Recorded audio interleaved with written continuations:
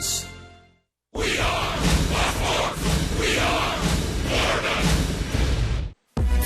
Last night, the Marlins took down the Pirates.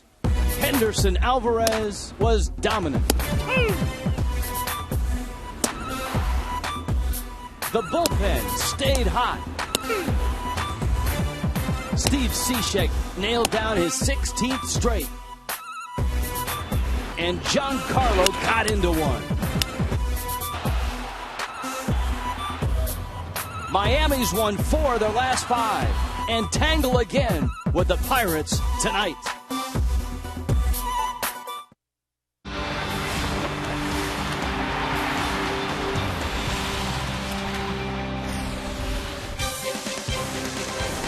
Marlins Park tonight, the Pirates and the Marlins on a weekend series that opened last night with a nifty 2-0 win for the Fish. Tom Kohler will try to keep it rolling for Miami. Charlie Morton going for the Pirates. And suddenly, the Marlins are hot. Christian Yelich banged out another hit last night. Hi, everyone. Rich Waltz along with Tommy Hutt. When you have a young team and an improving team like the Marlins are, it's going to be a roller coaster. This is a club that went into Milwaukee, couldn't score a run, and lost 3 straight.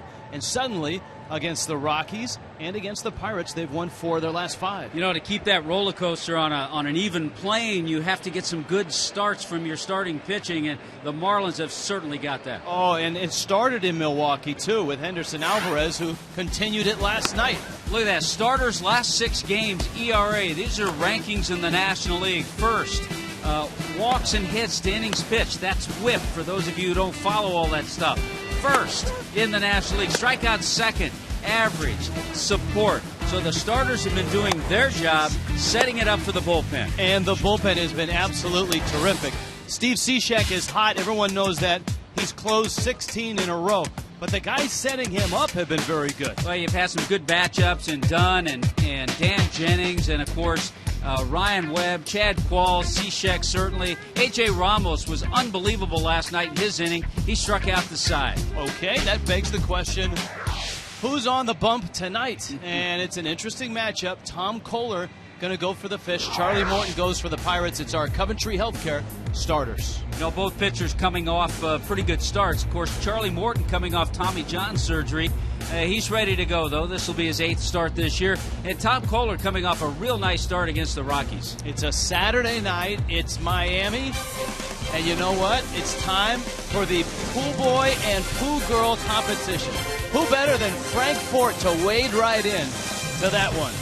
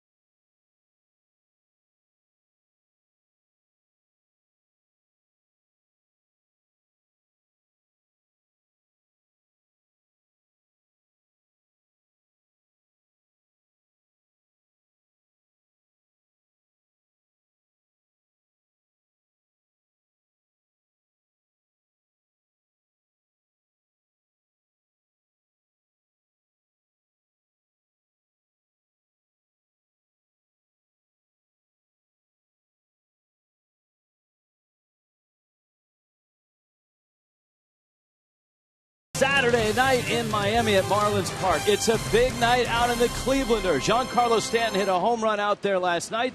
Frank Fort, that's not all that's going on, is it? All right, it's the pool boy and pool girl competition from here in the Clevelander. Going to be a big night. Off to my left are the judges, Ricardo Wilson, Stephen DiNicola, who was actually the pool boy last year. We got Katie DeLuca, who's a Maxim model. And then we have Ari and Daniela. They're the hedonist and the sheenist. Exactly what that means, I'm not sure. I know what hedonism is, but it's a company I hear, but we'll just go from there. All right, we got a lot of great competition tonight. The events coming up, there'll be the pool skimming contest. We're going to have water pong. We're going to have questions and answers. And we're going to have a lot of stuff tonight, and including, well, this is the pool skimming competition. And so they've got to retrieve baseballs from the pool. 3 gentlemen, 3 ladies. Are you ready? And begin. Go. Oh, you got to be a little more aggressive than that. Look at this. Retrieving those baseballs. Well, the 2 gentlemen did well. This is the first young lady out of the pool. This is the pool skimming competition. So we're going to have water pong as well. We'll be covering this all night. We'll be back here throughout tonight's ball game to keep you updated on who the pool boy and pool girl winner will be tonight here in the Clevelander. As for on the field, it's the Marlins and the Pirates. Rich Waltz and Tommy Hutton. I don't know how they're going to top this, but they'll be along with first pitch right after this.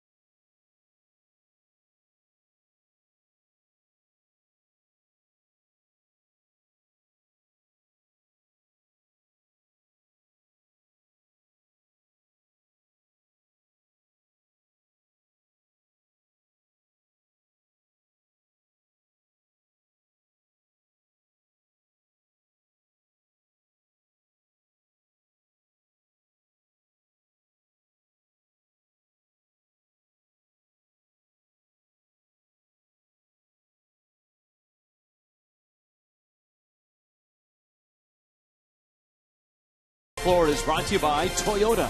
Let's go places.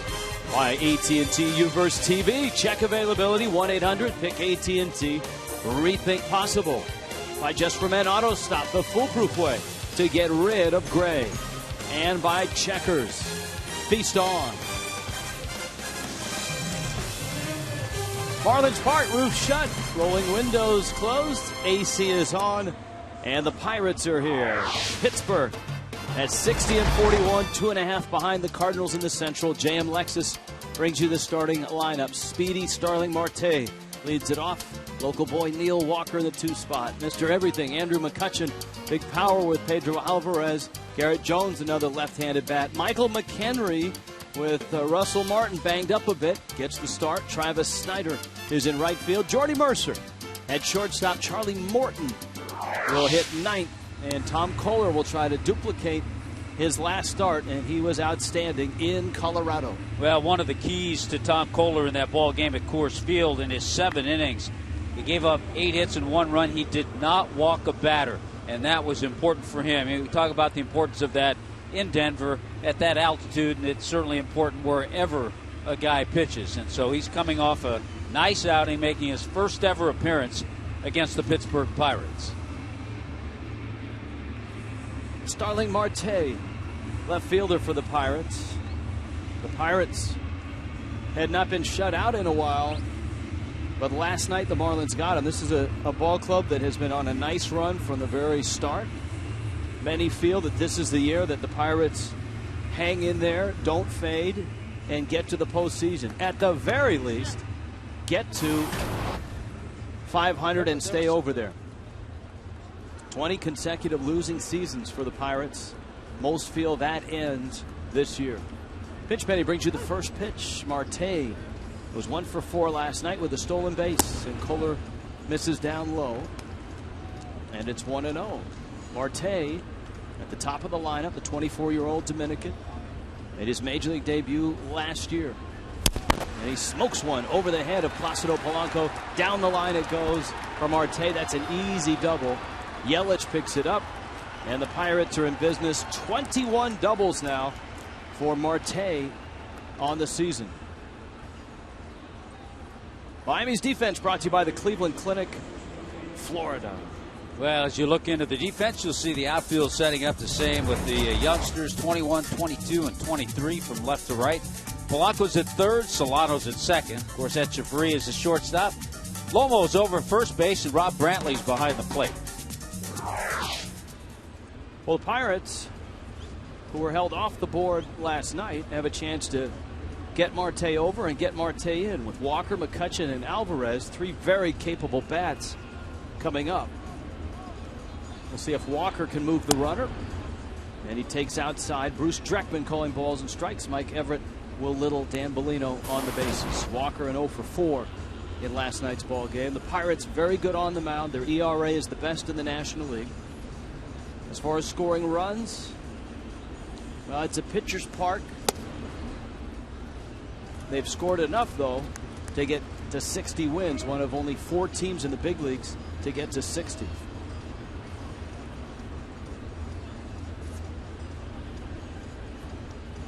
Marte, not a big lead at second.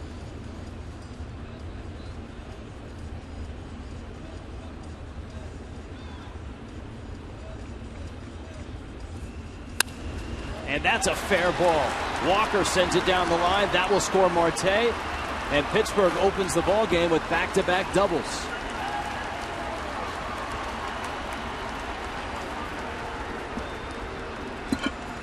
Couple of keys for Kohler in Denver his last time out. He got ahead. Then when he got ahead, he was able to use a pitch he hadn't used a lot of earlier, and that was a good slider. So far tonight, he's not gotten ahead, fallen behind, fastball up to Walker, right in a good hitting zone. Scoring Marte easily.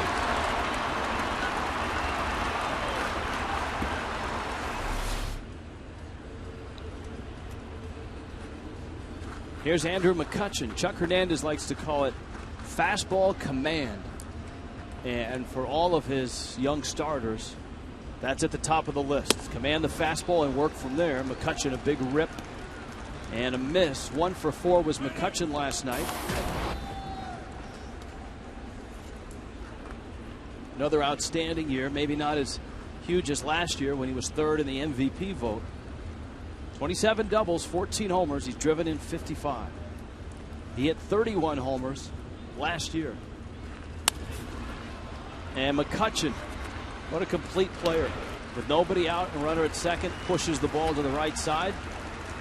Walker is 90 feet away. Well, that's how you become valuable to your team.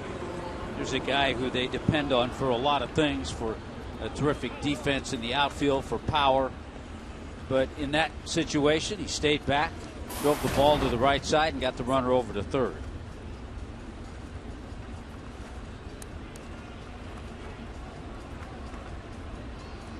Infield in, and that's a scary proposition for an infielder against Pedro Alvarez. 26 home runs for Alvarez.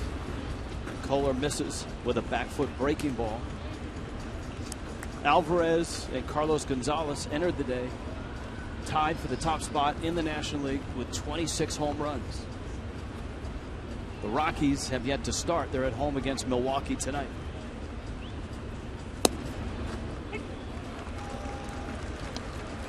That breaking ball, the curveball from Tom Koehler. So when he can mix both of those in, but you're right, it goes back to that fastball command. If he gets ahead, that just sets up those other pitches.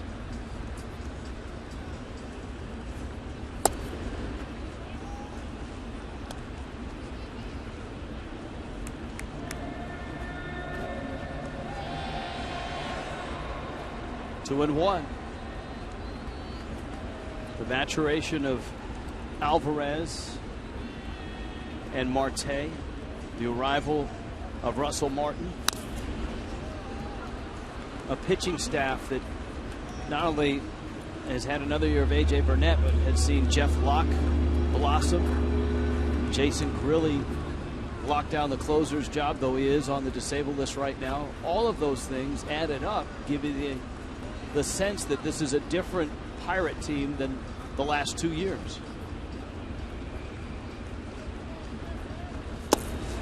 The breaking ball, Brantley digs it out, and Alvarez strikes out.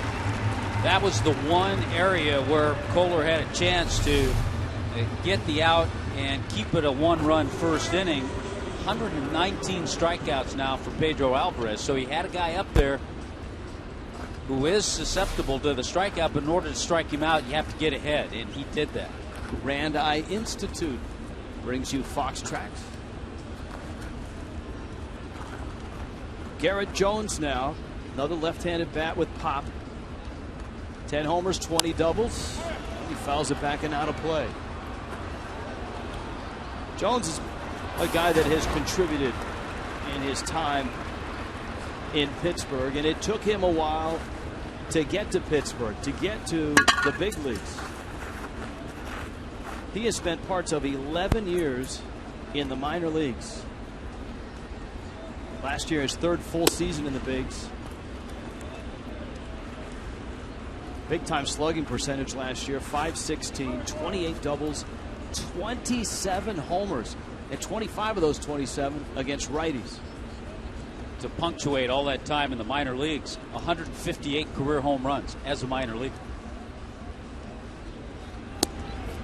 There's the breaking ball for a strike. All right, a little better command after the first couple of hitters.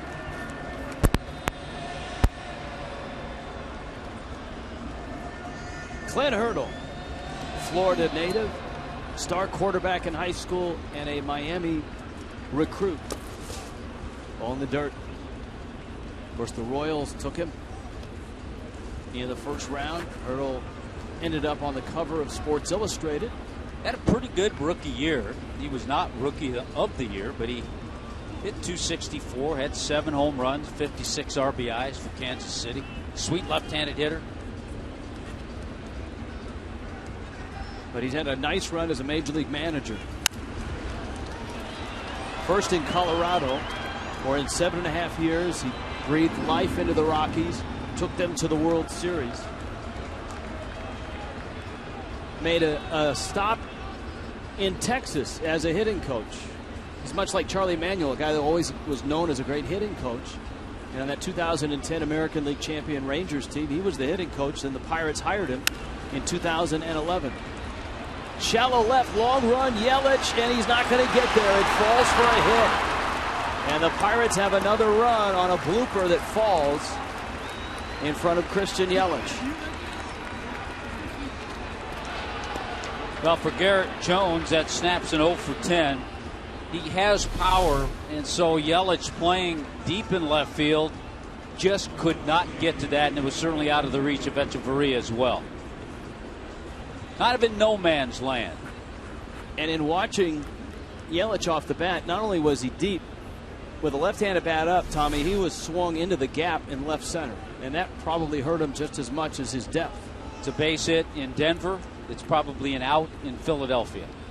That's the best way to put it because of the nature of the outfield and how deep they are. It might be a hit in Pittsburgh. Pittsburgh is a big outfield as well. Pittsburgh's got that big area in left center. So the Pirates get both those opening doubles home. Jones's double is the third in the inning. And Michael McHenry getting the start. Russell Martin tweaked his knee in the collision with Jeff Mathis last night. Stayed in the ball game. We saw the reaction on one of his swings, and then Clint Hurdle took him out of the ball game in a double switch. McHenry finished the game for the Pirates.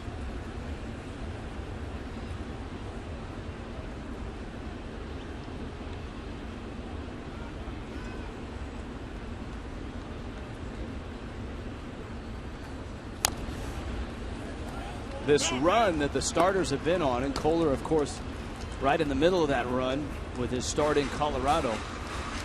In the last 6 games, 2 runs or less in every game for the starters. So Kohler has already hit the 2-run mark, 2 outs into the first inning. You can take that back even further. If you go back the last 34 starts, 30 of the 34 starts, Marlins starting pitchers have allowed 3 or fewer runs.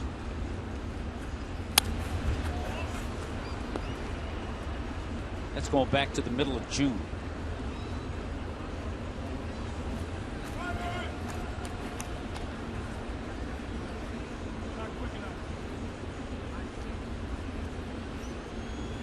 Pirates on the board twice here. Garrett Jones getting an RBI double. 1-2 coming to McHenry.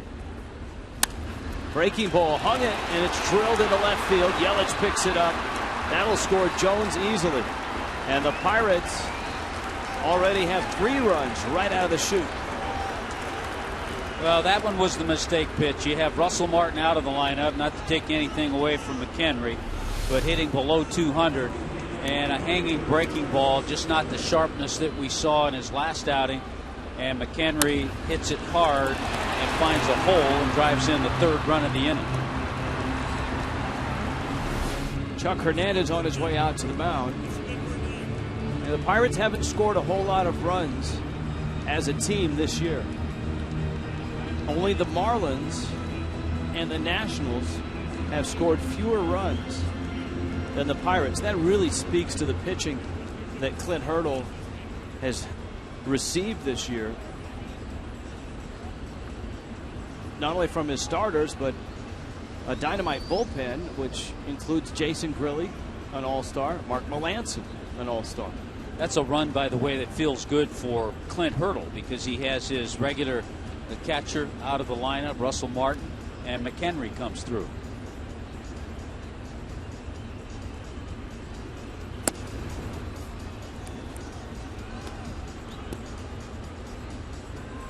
Travis Snyder getting a start. Snyder, the 25-year-old, first-round pick back in 2006 by the Toronto Blue Jays. And he fouls that one off. Arrived in Pittsburgh in the Brad Lincoln trade. That was July of last year. He actually, Rich, on a rehab assignment, coming back from an injury, played 5 games for Mike Redmond last year in Dunedin.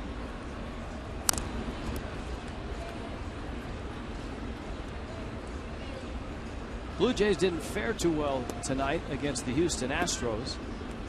Houston beat Toronto by a score of 8-6. There were a couple of ex-Marlins involved in that ball game.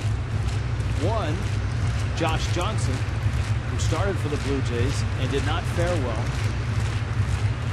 Johnson in that game, 5 2/3, 7 hits, 7 runs. His ERA is over 6.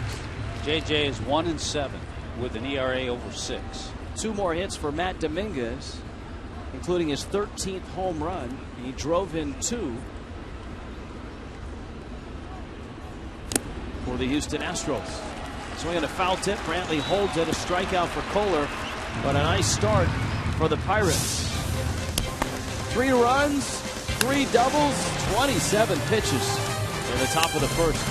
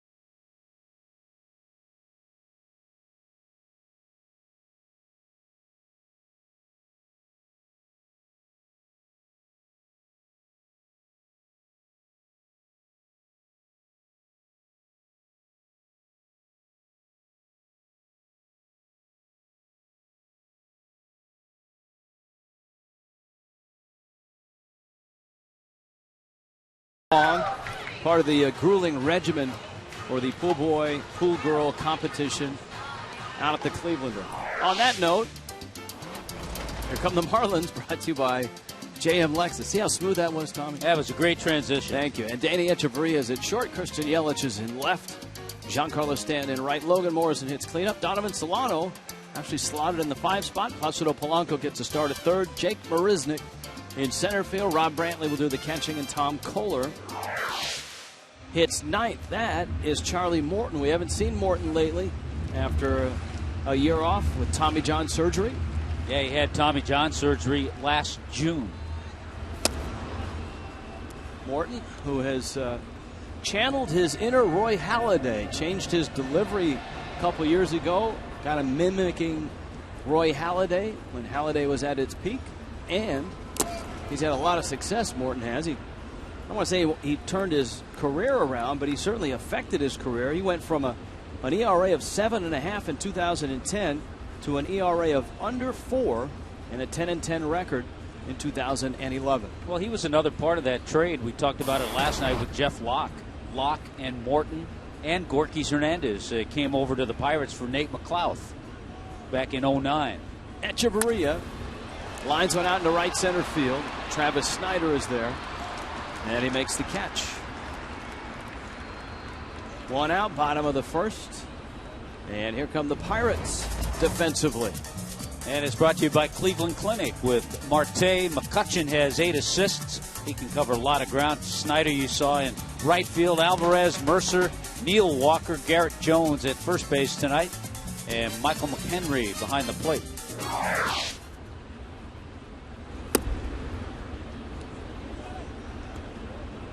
Christian Yelich banged a hit into left field last night. You can see the 5 for 16 so far as a big leaguer. And he goes after a high fastball and fouls it off. Yelich, 21 out of Westlake, California. 23rd overall pick of the 2010 draft. And he's been listed as Miami's #1 prospect now for a year. That one goes right back into center field. And that's exactly why. Last year, Christian Yelich hit .330 playing for Jupiter in the Florida State League. Year before, he hit .312 at Greensboro. Wherever he's gone, he's hit because he has a swing just like that. He may look like he's 16, but he hits like he's 26. Look at the hands. They stay back, they stay inside, and goes right up the middle. Boy, that is a hitting coach's dream right there. If you could bottle that and sprinkle it over all your hitters. Stanton takes a strike. Giancarlo 2 for 2 last night, including home run number 12. Game number 60 for Stanton.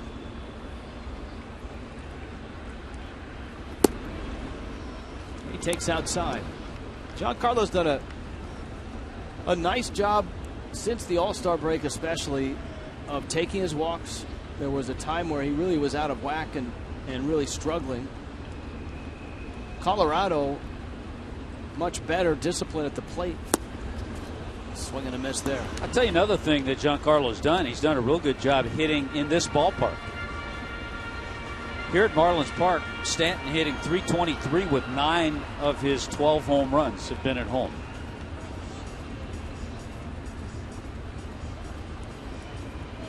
Tino Martinez done a nice job this year. He's had to, I mean, you think about Tino and what he's had to face this year with all the young hitters, guys making their major league debut, guys that had played only a few games above single A, a guy like Ozuna. Basically, it's been like trying to whip up a 4-star meal, but you haven't had all the ingredients. Remember, the Marlins had Placido Polanco in the cleanup spot for some time in April and May. Counts 2-2. And a swing and a miss. And Morton gets a strikeout. Let's scout the 29-year-old out of Redding, Connecticut. You talked to Rich a little bit about the Roy Halladay comparisons. He has that very easy delivery. The changeup kind of fades away. Quick feet to first, so watch out. Don't get too big of a lead. He'll cut it and he'll sink it as well.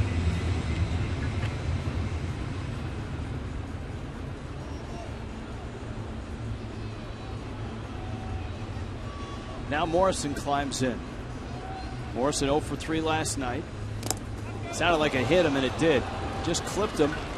Morrison on his way to first. It'll push Yelich to second. And now comes Solano.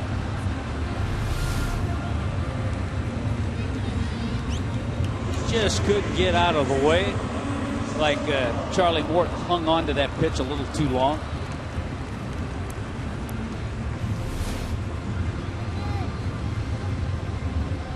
That makes it 25 straight games that Logan Morrison has reached base. Pirates have plunked 51. The Pirates lead in pillaging and hit batters. Solano 0 for 3 last night. Drives it into right field. Base hit. Yelich got a good jump. Espada will send him. Snyder's throw to the plate is cut, and the Marlins are on the board. All the way to third is Logan Morrison. Well, you love the approach that Donovan Solano has had since he returned to the big leagues. Yeah, there were some real good things that happened on this play. First of all, Solano with a nice base hit on a pitch that Morton got up. Secondly, good base running by Logan Morrison as well as Yelich. Yelich scored, but Loma went from first to third. So a lot of good things. You love to see that on one play. Good swing by Donovan.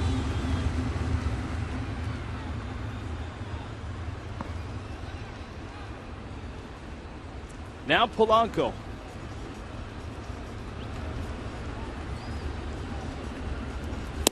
I'll tell you another good thing about that base hit and RBI. Whether or not the Marlins tie it in this inning or get another run, just to come back and get one run after the Pirates put up a 3-spot in the first inning.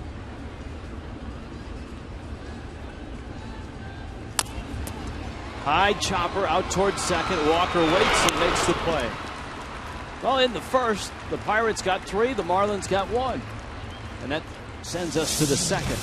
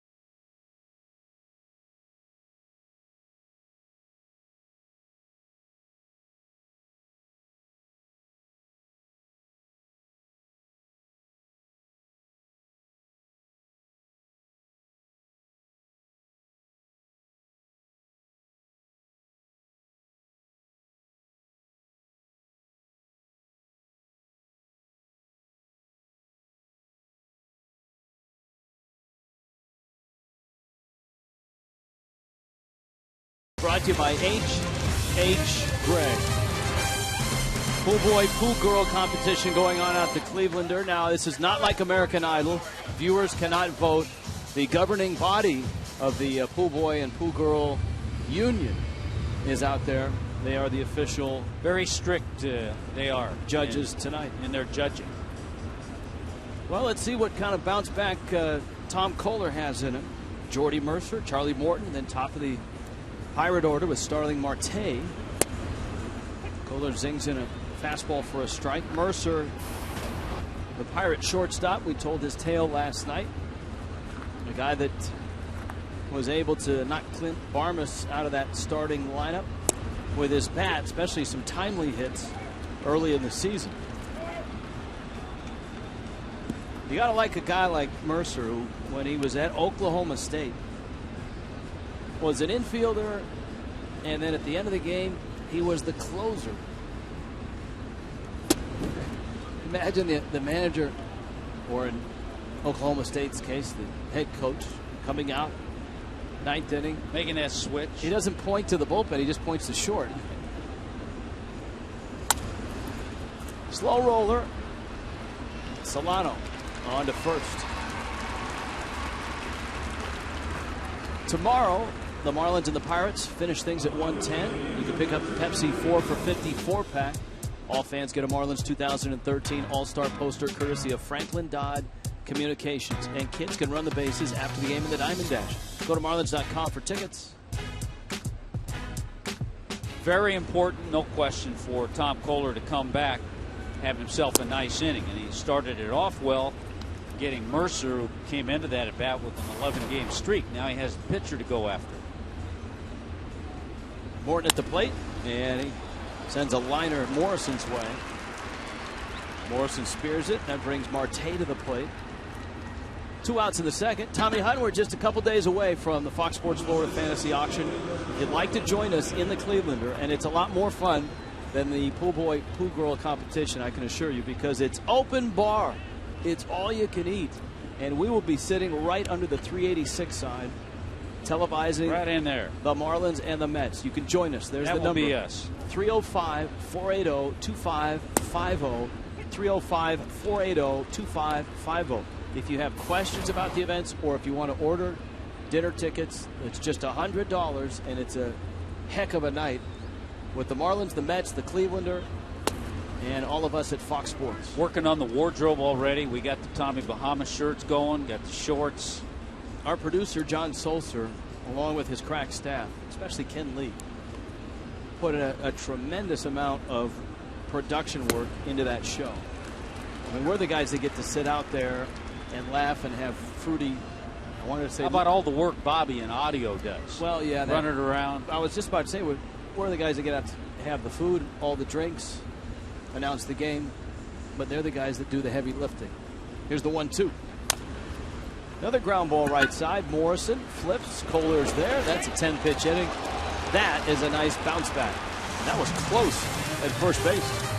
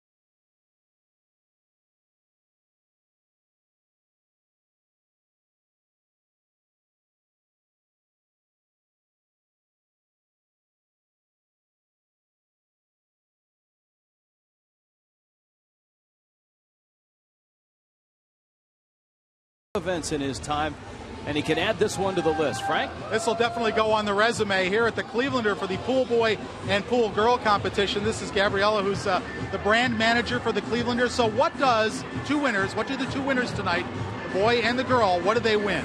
They are going to get $200 in cash, season tickets for next season, and bragging rights. And they also get a nifty Clevelander robe. Check it out. Pool boy and pool girl. This is authentic stuff. Now, we've had 2 events so far, and I see there's a young lady that's won both of them, Allison, so she's dominating the pool girl competition. Definitely right? is. All right. What else do you have coming up at the Clevelander besides our big auction on Monday night? Besides the big auction on Monday night happening right here at Clevelander Marlins Park, we have Macapalooza coming up sometime next month with a big DJ we have not yet revealed, but stay tuned. All right, so how's the competition going? We talked about the girls. How about the guys? Is it pretty even so far? The guys, yeah, somebody needs to step up. We have one guy in the lead. His name is Corey. He's getting there, but the guys need to step it up a little bit more. The girls are kicking butt. All right, well, we will take time during the course of this game, keep you updated on the competition. And next is going to be the beach ball retrieval that's coming up shortly, so I'm sure we're not going to want to miss that, guys. Thank you, Frank. Jake Marisnik at the plate. And the count 1-2. Marisnik pulls a ground ball to third. And he is out. Pedro Alvarez throws him out. This copyright telecast is presented by the authority of the Miami Marlins. May not be reproduced or retransmitted in any form. The accounts and descriptions of this game may not be disseminated without the express written consent of the Miami Marlins. Rob Brantley comes up. This programming note, unfortunately, due to time constraints, the essay portion of the pool boy and pool girl contest will not be televised. Sort of like Lindsey Nelson will move to further action. Yeah, I think one of the events should have been reading the disclaimer. That's a great idea. The pool boy or the pool girl. Let's do that Monday night. We'll have a celebrity disclaimer read. Or we'll just pick someone out of the crowd.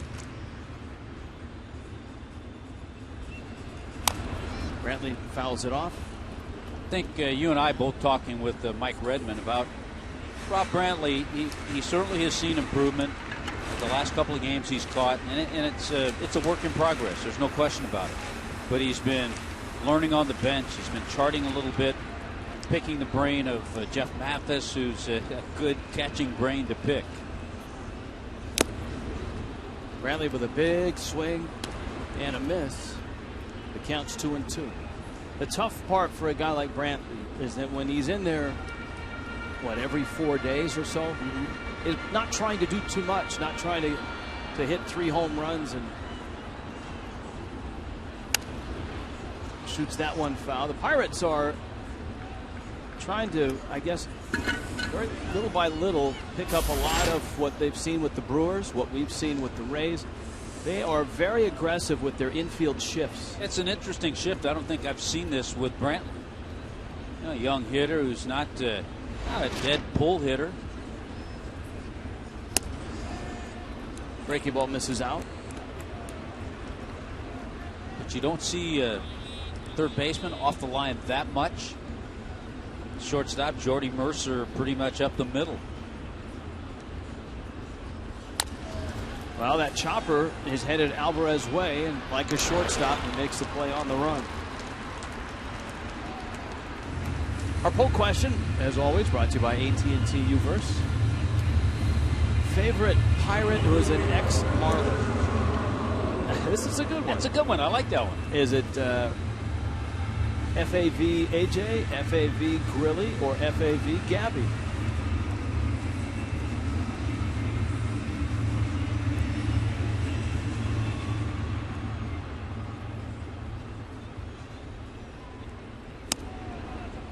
Kohler takes out.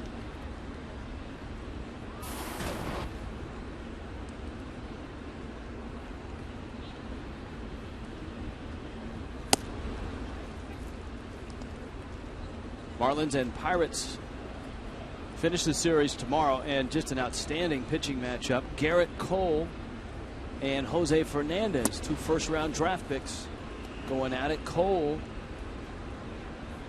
the right-hander out of UCLA, was the first overall pick in 2011.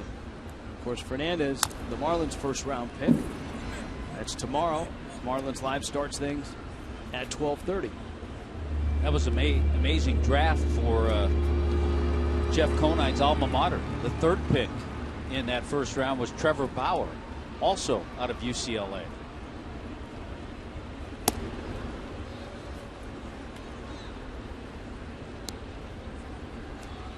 Well, this was a banner year this year for the Bruins, who won the national championship.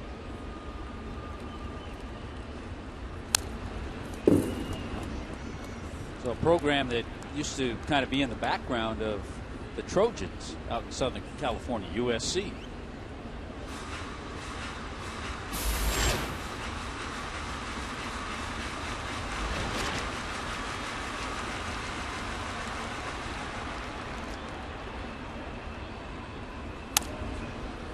That ground ball wide of first.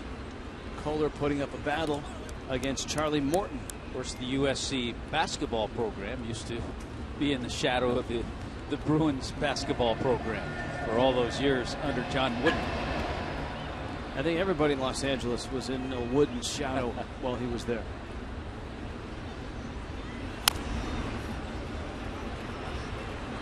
One of my great thrills in broadcasting was getting to call the Wooden Classic on a couple of occasions, because the day before the tournament, you get to sit down and have lunch and chat with the coach. Swing and a miss. Kohler goes down. 1-2-3 inning for Charlie Morton, and the Pirates right now have a 3-1 lead.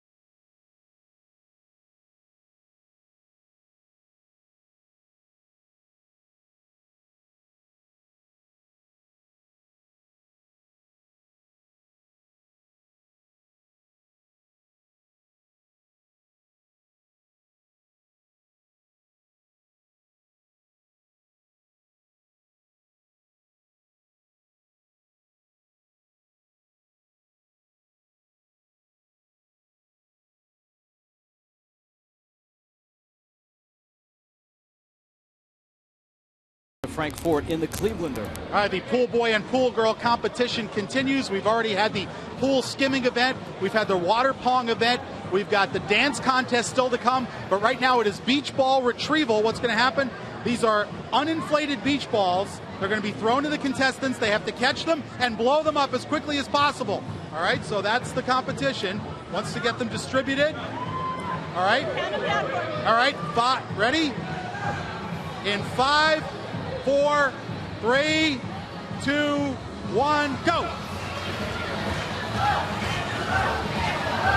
Got some lung power going here.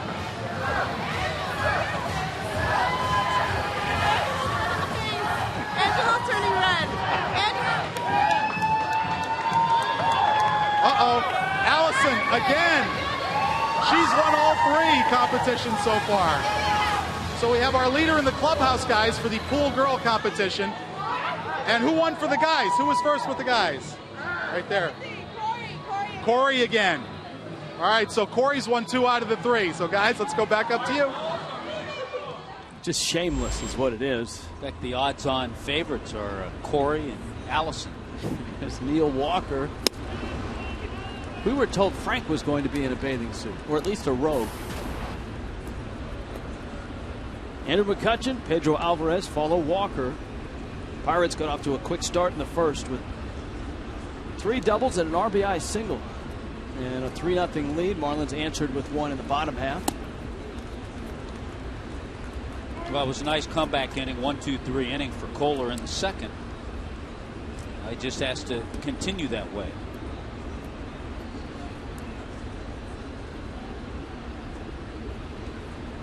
And the main reason he was able to get ahead, he was able to establish that fastball and the curveball and the slider.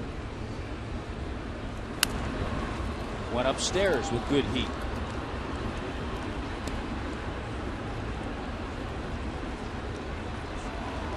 Cholula Hot Sauce spotlight player. Walker, a Pittsburgh native, talked about his heritage as a Pirate fan. He was at the All-Star game and saw Conine's game-winning home run. How about that? Yeah, his father, Tom, major league pitcher.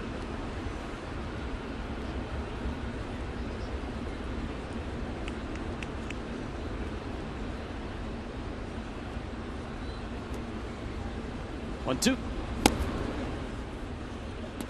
The other thing Tom Kohler's trying to do is pick up a win here at Marlins Park. He has 2 career wins this year, 1 in San Francisco, 1 in Denver.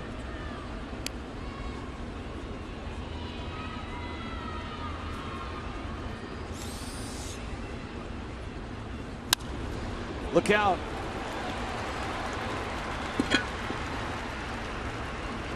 Neil Walker with 2 hits. As I've said a couple times already in this series, most people feel this ends right here and right now, and that's the curse that has taken 20 years of losing, 20 consecutive losing seasons. I don't know if I'd call it a curse. It's been not real good teams. You know, you're cursed if you have real good teams and then you get ousted at the end. I would say if you were a fan, that would be a curse. It would feel like you're cursed. Yeah, probably, but I just say not real good teams.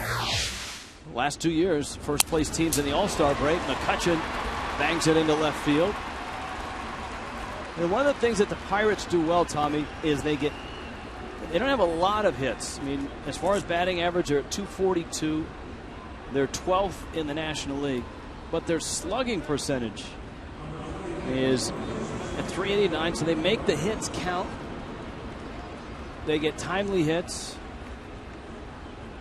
Well, they get extra base hits. They have 3 guys with 20 or more doubles. The Marlins' leader in doubles is Marcell Ozuna with 17. They run, do the Pirates, 72 stolen bases. Walker and McCutchen have opened this 3rd inning with base hits. And now Alvarez, who generates a lot of the power for the Pirates, with his 26 home runs, tied for the National League lead. And by the way, from what we understand, all went well with the ligament thumb surgery to Marcell Ozuna. And he'll be on the mend all winter, get himself ready for spring training.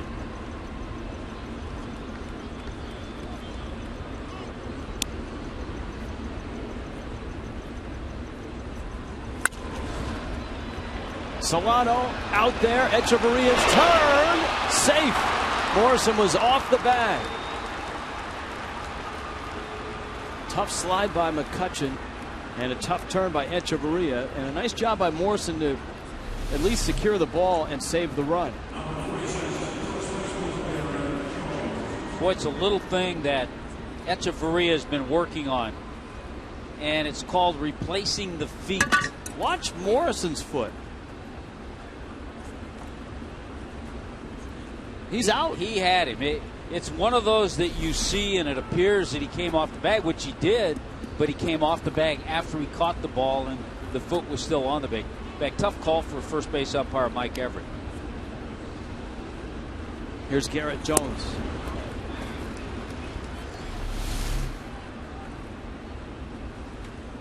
Foot's on the bag, still on the bag. He's caught the ball ahead of the runner. Now he comes off. But because he caught it kind of off balance, it gave that appearance.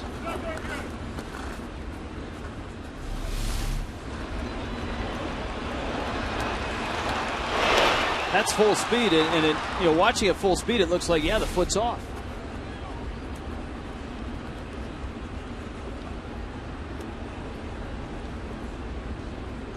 Throw to first. Now, you were talking about that turn, which was a tough one with McCutchen right on top of Echeverria. Yeah, we saw Etch throw one away in Denver. Watch his feet. The right foot doesn't come. He doesn't replace it. He keeps them wide apart. If he brings them together, replaces them, number one, he can get out of the way of McCutchen and make a stronger, more accurate throw. And it's something he's been working on with Perry Hill. And he said, hey, never really had anybody work with me on that. And there are times when he does it correctly, and there are times when he doesn't.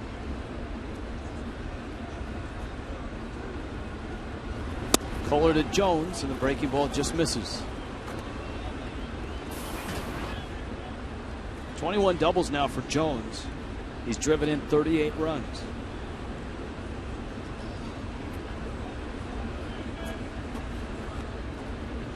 Walker. Alvarez across the diamond.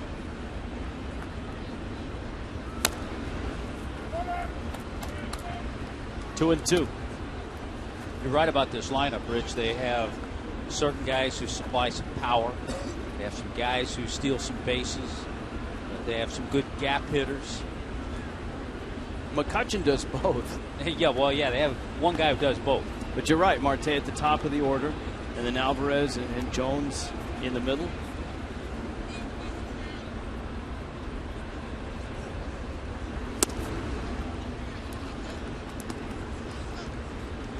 A lot of pitches for Tom Kohler already. 52 with one out in the third.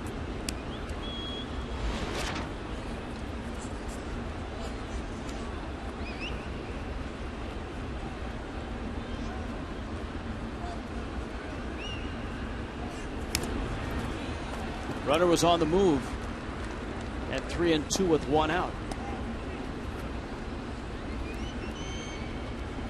So you tell yourself, all right, if he was on the move one time, he'll probably be running again.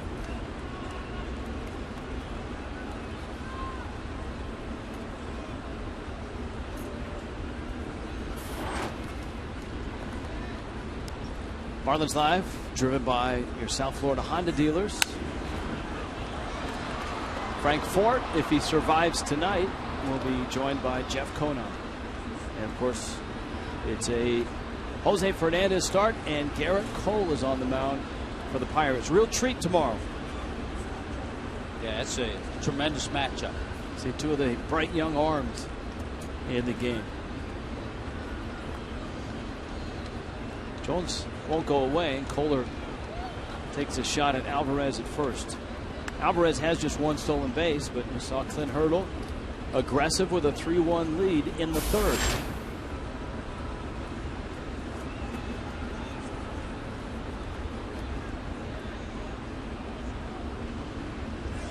Runner goes, and a bouncer. Solano can't get it off his glove.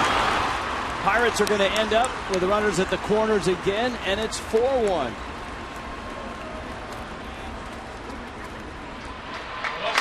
Jones rolled that one right between Morrison and Solano. It definitely was a seeing eye base hit. May have been clipped by two players. For sure, Donovan Solano just snuck it through. And because the runner at first base, Alvarez, was on the move, he made it over to third.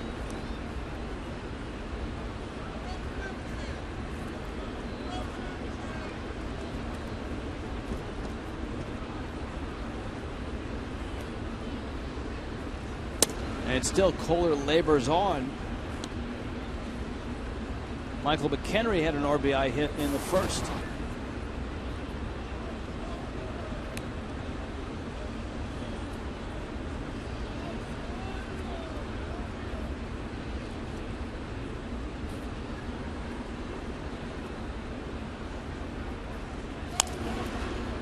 And it was a breaking ball similar to that he punched into left field. You have to wonder if the Marlins will see Russell Martin tomorrow, even with that little tweak of the knee last night.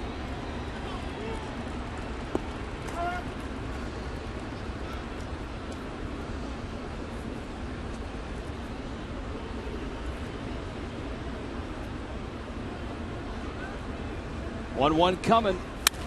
That's into right field. That's a base hit, and it's 5-1. And as good as Tom Koehler was his last start, tonight not going quite that way. And they can just tell Russell Martin to relax a little bit. McHenry, a couple of base hits, 2 RBIs, and Chuck's on the phone to the bullpen. It's a good swing by McHenry. Let the ball get deep to him. Hit it sharply into right field.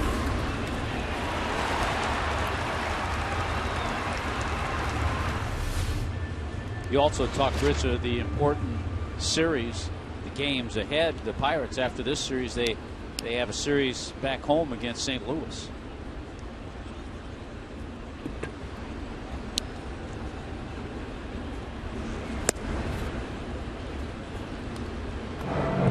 Kevin Slowey in Miami's bullpen. Boy, last night the Pirates were 0 for 6 with runners in scoring position. Tonight they're 5 for 8.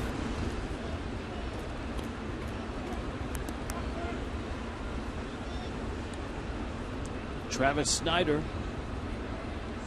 with runners first and second. 1 out.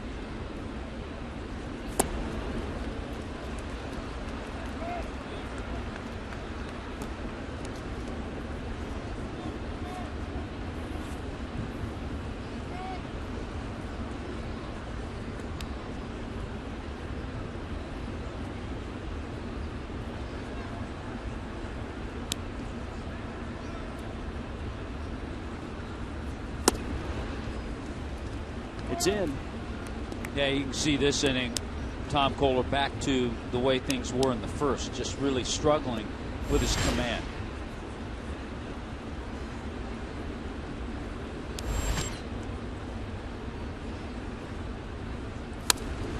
And even Koehler said that going into his start in Colorado. One of the things he really wanted to improve upon in the second half was consistency.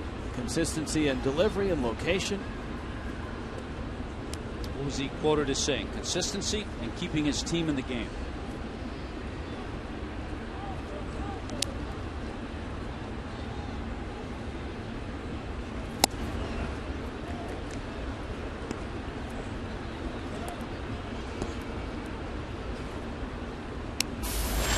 Jordy Mercer on deck for the Pirates, who did not score last night but have raced to a 5-1 lead tonight.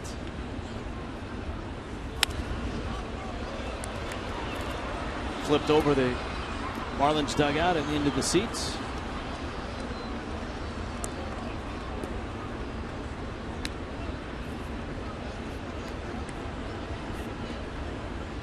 This is a tip of the night for fans. If you're near a foul ball like that, be alive, because 90% of the time the first person who touches it doesn't get it.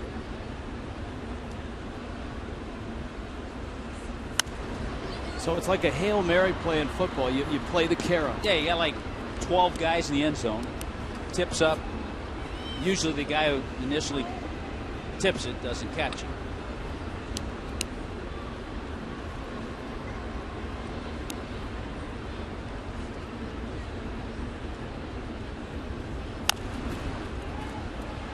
Koehler to first, and he gets there and gets the out.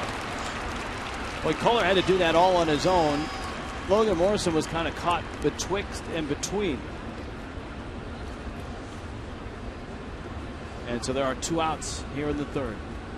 Once again, we invite you to join us on Monday night. Just $100 gets you all you can eat and open bar in the Clevelander. Plus, you'll be part of the live telecast as we do the Marlins and the Mets game from the Clevelander. You'll be on television. You'll do the special Tommy Hutton pool dance just like that. And there's your number for tickets, 305-480-2550. All the proceeds go to the Marlins Foundation. You'll be part of that live auction that goes on during the game. Mercer bounced to second. And the Marlins are going to put him on and pitch to Charlie Morton.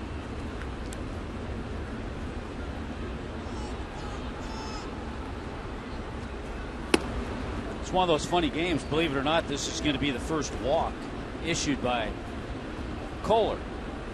And there are games you cannot have command but not walk guys. He just hasn't had command in the right spots of the strike zone.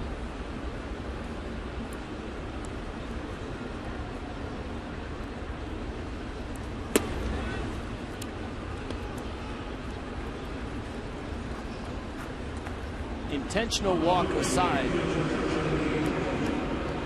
Kohler has thrown 71 pitches.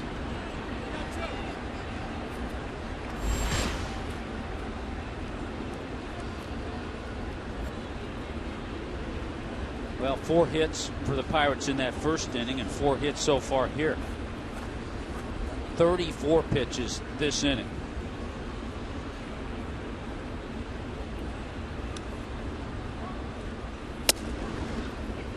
Morton takes a strike.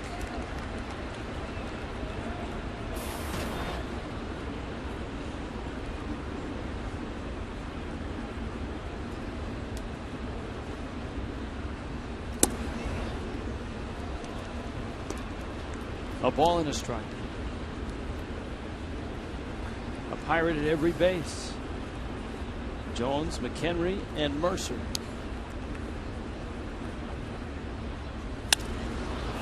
Morton in the air to right center. Stanton and Marisnick. Stanton makes the catch. Right now, questions and answers along with the judges.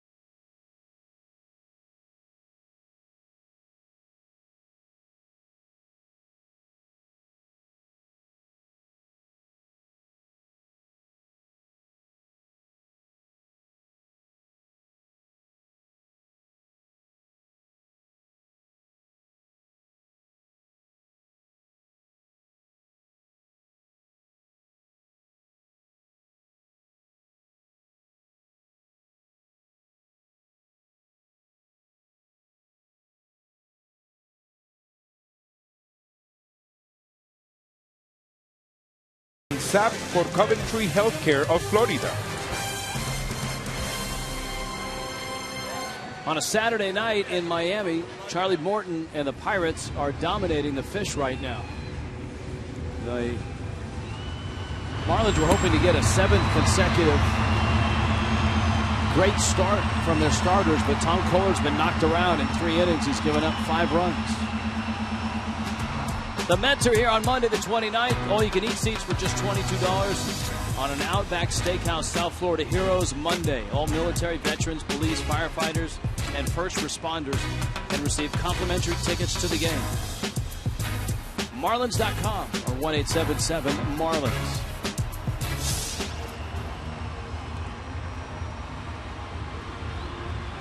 Here is Adeiny Hechavarria. Talking about the Mets, losers today to the Nationals in Washington, D.C., 4-1.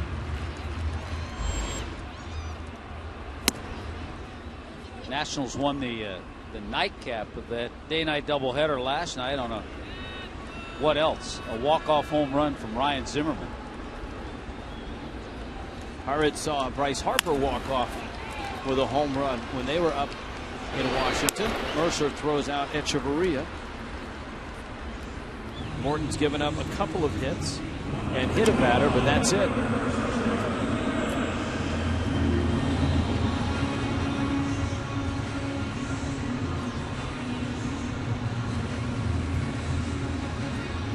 Yelich lined one back up the box in the first. Well, the East is certainly an interesting place right now with the Braves and their win today. They continue, even without Tim Hudson, to add to that lead. I guess one of the things that would surprise a lot of people around the East and around baseball is who's got the best record in the East since May 31st. And it's the Marlins, 5 over. Now, I'd like to take credit for that. Stats Inc. would like to take credit for that. And Christian Yelich can take credit for that nice base hit. He's 2 for 2. Yelich gonna stretch it, and he gets in there. With McCutchen and Snyder having some difficulty out there in right center field. Well, nice heads-up base running. You go up the line quickly on what looks to be a routine base hit, but if you go hard and take a good turn, once that ball was bobbled by McCutchen, Yelich on that breaking ball, watch him take the turn. There he is. He sees the bobble and gets to second base. Here is Giancarlo Stanton. Those numbers that you saw included games today. They included Tommy Yu talking about the Braves shutting out the Cardinals 2-0 and the Nationals beating the Mets 4-1. The Phillies are losing right now 5-0 to the Tigers, and that's only in the first inning.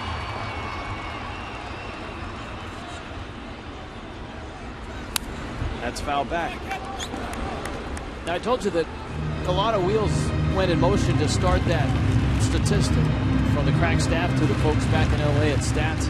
But it was a crack staffer of ours, Eric, who sent that note in on Twitter. And so we immediately went to work, confirmed. We always like to confirm. Or deny. Yeah, that ball game, the Braves beating St. Louis, Julio Teheran, 7 innings, 2 hits, no runs. And Kimbrel with his 30th save.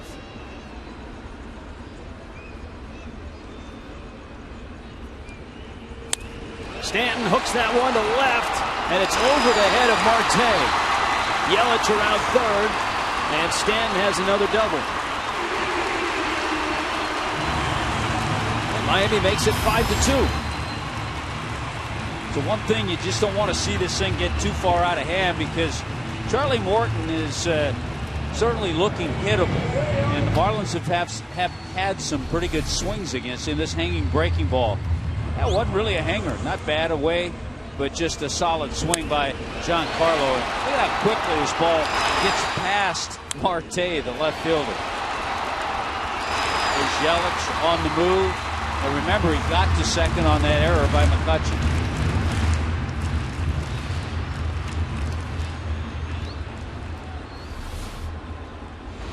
Morrison now with one out. Miami tries to get another one back. Morrison sends a little flare down left field. Stanton got a good jump round third. Here he comes. The throw to the plate is over everyone's head, way up the screen. Morrison trots into second. Starling Marte uncorked a wild throw. An RBI single for Morrison. Another outfield error for the Pirates, who are not a good defensive team this year. Yeah, this is just an awful throw from Starling Marte. How about Lomo? He takes this, just bloops it. Great jump by Stanton. Watch Giancarlo. Right there, he knows it's going to drop for a base hit. He scores easily. And for some reason, Marte thought he had a shot at the plate. He had no shot at the plate. It'll be a base hit, obviously, and an error charge to Marte, allowing Lomo to get to second base. Boy, with all the great pitching the Pirates have, and they have the lowest ERA in the National League by some measure, a 3.09 ERA. Next in line is Cincinnati at 3.35.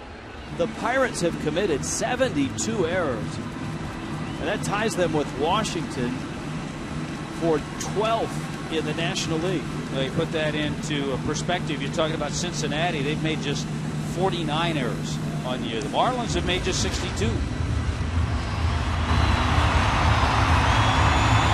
Marlins are 7th in fielding percentage this year, which is a vast improvement from last year. So it's a 2-run game, and here's Solano, who knocked in the first run back in the first inning.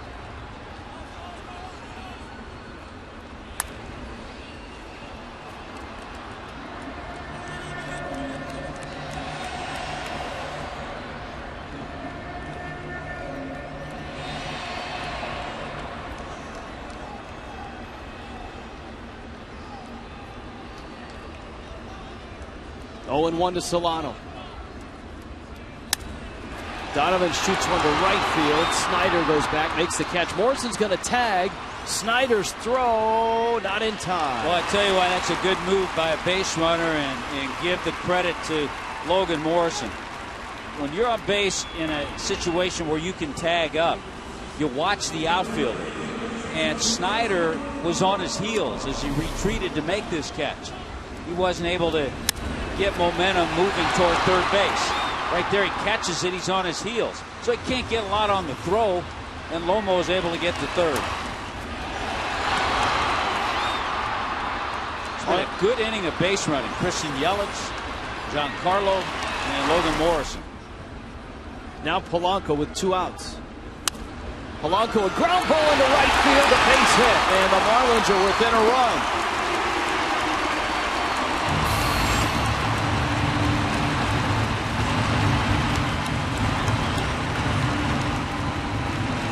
Great job, great hitting. Made it easier to bring home Logan Morrison with him getting to third base, and Polanco comes through. We've made the comparison Charlie Morton and Roy Halladay. Morton's delivery is sinker, and his cutter very similar to that of Halladay.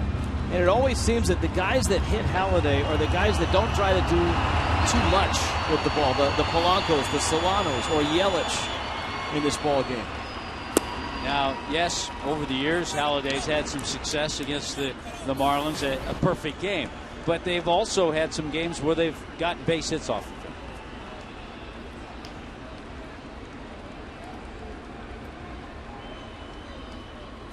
Boy, the pattern in watching how quickly Major League pitchers are pitching to Jake Marisnick, the pattern has been hard stuff in, then a little soft breaking ball away, something away.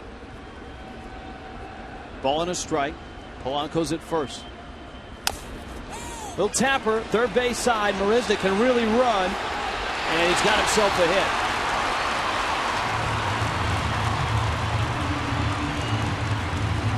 Major League hit number 2. And 1 for 2 night tonight. Boy, he does get up the line nicely. 6'4", nice strides, head down. Scouts were saying in Denver they had him at 4.12, which is excellent for a right-handed hitter.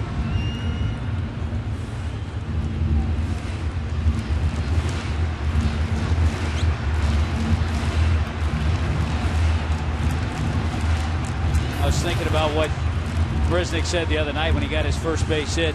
Hard smash up the middle. He said, well, at least it wasn't a little infield chopper, a little base hit like that. Well, he'll take hit number 2 that way. Now Brantley, who pulls one foul.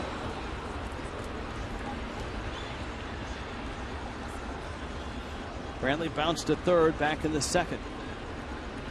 There already have been 15 hits and 9 runs.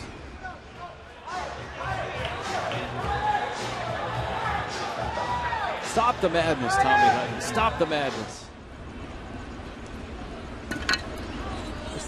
The 0-1. It's outside. In case you've just joined us, the pool boy and pool girl competition going on tonight on a Saturday night at the Clevelander at Marlins Park. Just getting us warmed up for the fantasy auction on Monday night. And we'll broadcast live Marlins and Mets.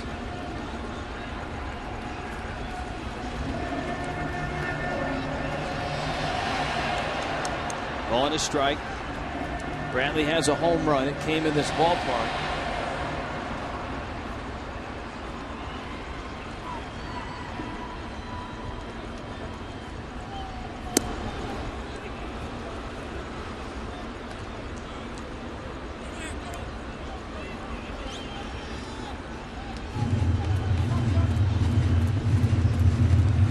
Three runs have scored here in the third inning. Neither Tom Koehler nor Charlie Morton have had their best stuff.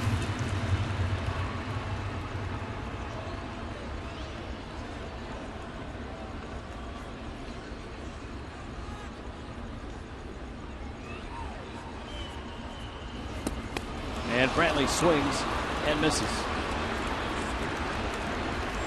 Inning over, but a nice bounce back for the Fish. Polanco, Morrison, Stanton all with RBI hits.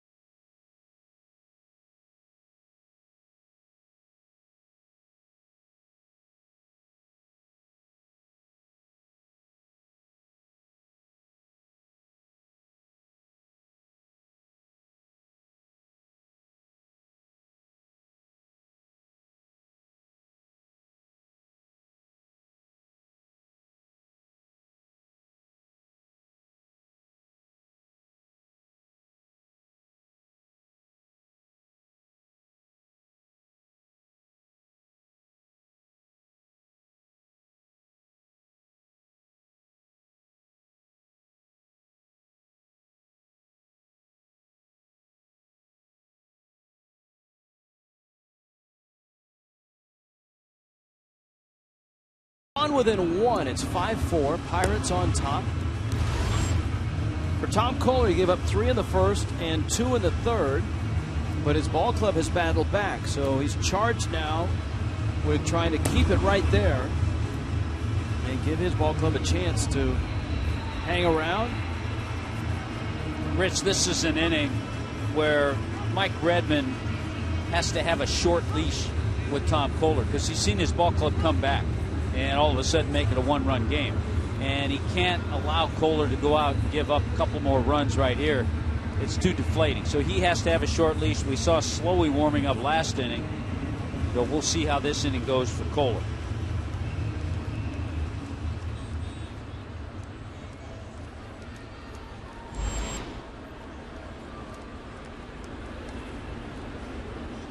Top of the order, so we'll know right away if Koehler has it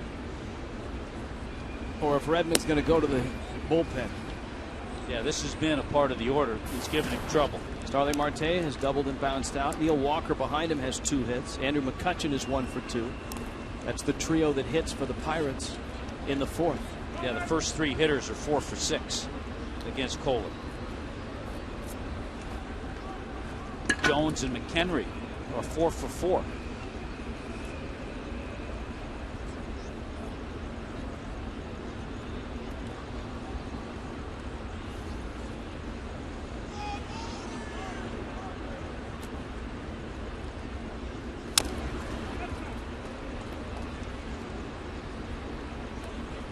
Oh, 2. A lot of games in baseball have already finished. Oakland was rocking the throwbacks. They had the gold sleeveless. Yeah, the green and gold. Vida Blue, Blue Moon Odom, Paul Lindblad, Reggie Jackson era. I didn't see where they're wearing white shoes. There's that good slider that we saw a lot of in Denver. Oh yeah, white shoes. Oh yeah, they had to have the white shoes. That's I believe that was the outfit Reggie had on in the '71 All-Star game when he knocked one off the electrical house up at Tiger Stadium. There's the slider. Saw a lot of those in Denver. Yeah, he hit that off Doc Ellis. Doc may have been seeing more than stars that night after. Never know what Doc was going to be seeing. That one's hit pretty well to left center field. Yelich is back in there, and he makes the catch. That was the All-Star game, Rich. And by the way, a couple quick outs, some good pitches by Kohler. That was the All-Star game that had an unbelievable amount of Hall of Famers. Oh, without a doubt. Henry Aaron, Willie Mays, Johnny Bench, McCovey, Reggie Jackson. It was incredible. Andrew McCutchen. There had to be a Hall of Fame Pirate in there, right? I think, well, Clemente was probably there. I think Clemente homered in that ball game. Yeah. Yeah, 1971, Roberto Clemente, year before his last year. His last year was 72. There's a Clemente fan. That is Clemente, not Matt Clement. Good eyes. McCutchen has been an All-Star regular the last few years. In fact, 3 All-Star teams. There's a good chance he'll be in a whole lot more, too. 3-0 pitch. McCutchen lost the handle on the bat. He's on his way to first base. All right, you want the starting lineup for the All-Star game? Yeah, fire away, because there's some great names. Let's go to the American League first. Rod Carew, Hall of Fame. Bobby Mercer, Carl Yastrzemski, Hall of Fame. Frank Robinson, Hall of Fame. Norm Cash, Brooks Robinson, Hall of Fame. Bill Freehan, Louis Aparicio, Vida Blue, the starting pitcher. National League, Willie Mays, Henry Aaron, a couple Hall of Famers. Joe Torre, Willie Stargell, Willie McCovey, Johnny Bench, Glenn Beckert, Bud Harrelson, and Doc Ellis. I hope Bud Harrelson got a signed lineup card for that game.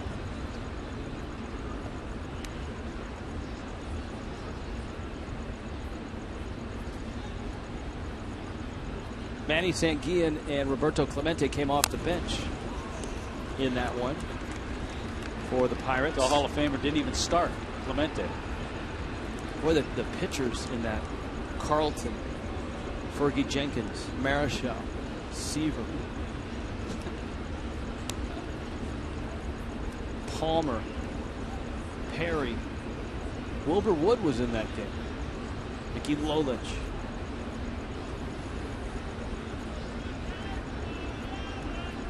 Cookie Rojas was in that game. He was on the bench for the American League. Well, we'll have to talk to Cookie if he's back with us next week.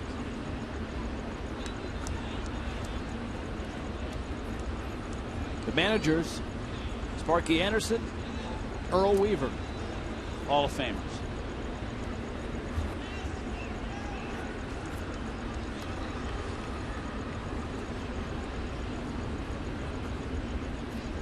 Aaron, Clemente, and Bench all homered for the National League. That one misses in. What was the final score then? I'm not there yet. I know you're getting close, though. Frank Robinson, Harmon Killebrew, and Reggie Jackson all homered. Killebrew, another one you didn't mention, Hall of Famer. 6-4, American League. That was the fun. Blue the win, Doc Ellis the loss, Lolich the save. Alvarez takes inside. And the count's 2-2. 5-4 here. Pittsburgh out to a 5-1 lead. The Marlins have reeled them back to 5-4. Kohler, after walking McCutchen with 2 outs, is 2-2 on Pedro Alvarez.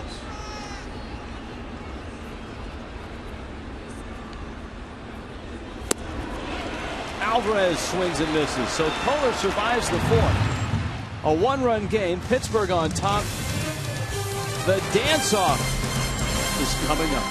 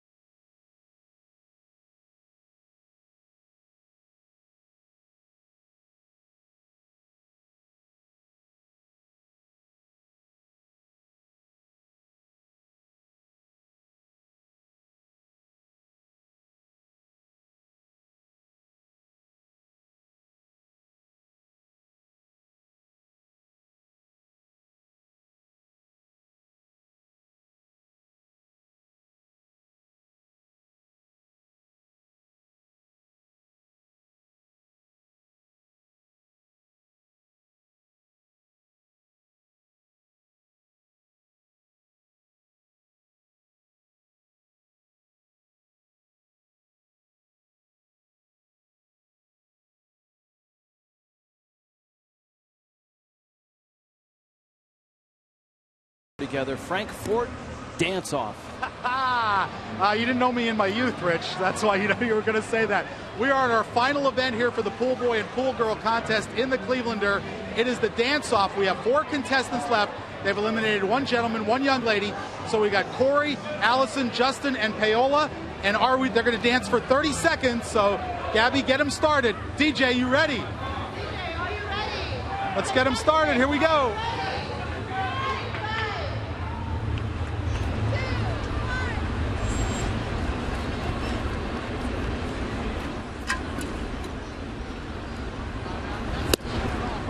That's ridiculous. Oh, they're all doing it. So they're going to dance for 30 seconds, and then your judges are going to make a determination a little bit later. And the shoes just went in the pool. Things are getting crazy. You never know what's going to happen at the Clevelander Marlins Park. Clearly. I mean... All right, 5 more seconds. 4, 3, 2, 1. All right. So the judges are going to make a determination. Rich and Tommy, you can cast your votes as well, however unofficial they may be.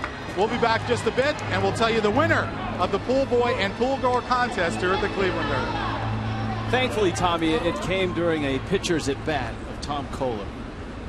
That'd have been tough if Stan was up there. Yeah, I don't think they would have had the dance-off. Right. We'd have put a halt on that. We'd have had Frank put a hold. No offense to Tom Kohler. He's trying to pick up his 2nd Major League hit. But he's hitting .050. And he swings and misses. Charlie Morton's sinker diving in. Marlins got a run in the 1st, 3 more in the 3rd.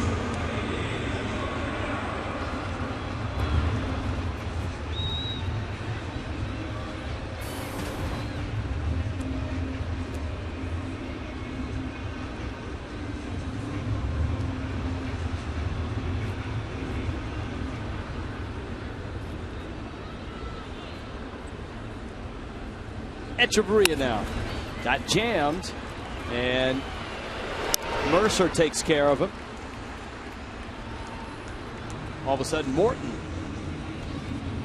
has dialed it in. The next edition of Inside the Marlins, a look at life inside the minor leagues. Veterans, top prospects, even the newest additions. Christian Yelich, Jake Marisnick. Inside the Marlins, life in the minor leagues. It'll debut tonight. Oh, wait a minute. Sorry. Friday, after the Marlins and the Indians. I got so caught up with Frank Fort and the dance-off. Frank will be hosting Inside the Marlins as well, but that's next Friday. Gives Frank a week to cool down. Yelich takes down low. Christian Yelich, 2 terrific at-bats in this one. Line drive single to center in the first. Banged one in the gap in the third. It was mishandled by Andrew McCutchen, and Yelich took second. Shoots that one just foul down the third base line.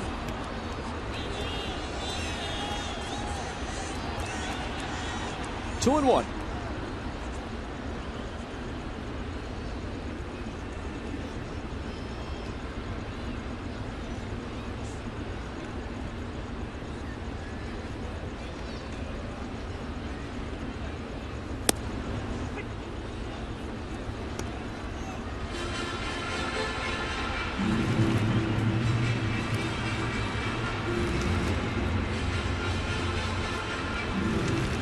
$15 hits, 9 runs combined.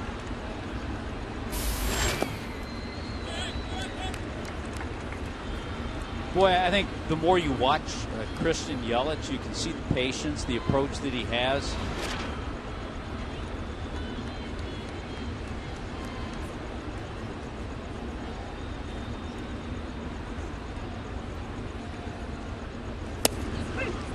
Struck him out. That one cut across and caught the inside part of the plate. A 1-2-3-4 for Charlie Morton.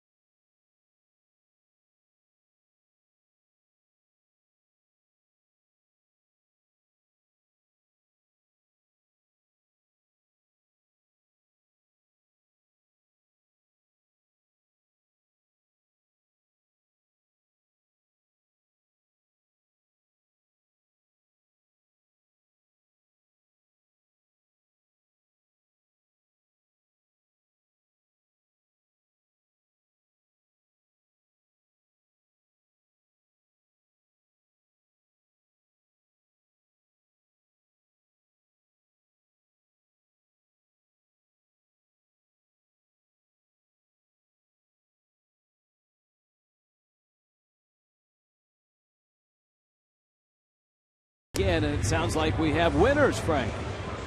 Rich, we do indeed have winners. We have Allison here. She is the pool girl, and Corey is the pool guy, pool boy. I'm going to call you guy. I'm not going to call you boy, all right? Let's start with Allison. Ladies first, all right? So why do you think you were able to win this competition? What about your athletic ability enabled you to win? Well, I think I really wrapped it up in the dance competition. When the shoes came off, the judges were loving it, so I think that's what won it. Yeah, you threw your shoes in the pool. I hope they weren't expensive. They were expensive, but since they were expensive, they should be waterproof. Now, you won. You got up to a great start. You won the first 2 events. So what does this mean to you to be the pool girl for the Cleveland? It's really an honor. I just came here to have some fun, and it's just an awesome experience that I won it, too. All right, congratulations. All right, Corey. Now, what did you do to prepare for this contest, or is there a way to prepare for this? Well, I heard of this dance move called twerking, And about 2 days ago, I started YouTubing it, had to practice. So I think I nailed it in the dance competition by doing just that. I thought you were pretty good in the water pong, though, too. It looked like you had a little practice at that game. A lot of practice in that. College years definitely was a practice in the the water pong game, too. All right, so now you are the official pool boy. Yes. So what does that mean? Does that go on your resume when you're looking for your next job? Maybe not the resume, but definitely something to promote at parties, definitely.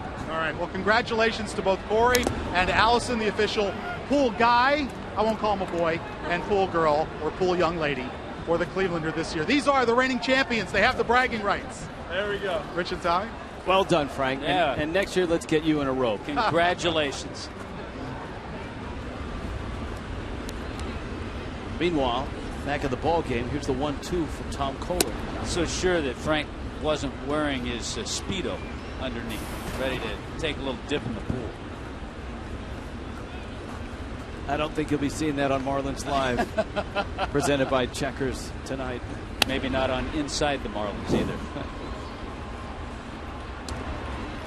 Morrison makes a friend down the first base line. 2-2 to Garrett Jones. RBI double and an RBI single, so a busy night. Jones getting the start at first base. He was in right field last night. Kohler still around.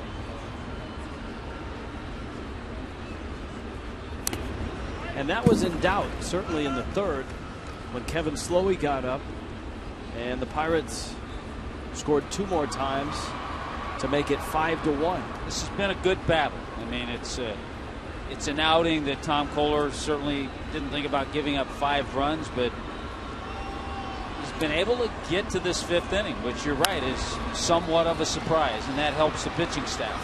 That helps the bullpen.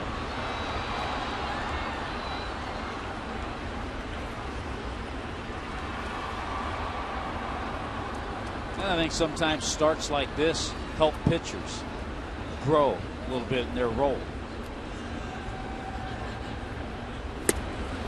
Fastball elevated, and Garrett Jones swings right through it. Time now for the Just for Men Auto Stop Foolproof Staff. Best record versus National League opponents since 2010. 14-6 against the Pirates. 13-6 against the Astros. A lot of that damage against the Giants in San Francisco. In fact, most of the damage in San Francisco. McHenry getting the start for a banged up Russell Martin, and he has responded with 2 RBI hits.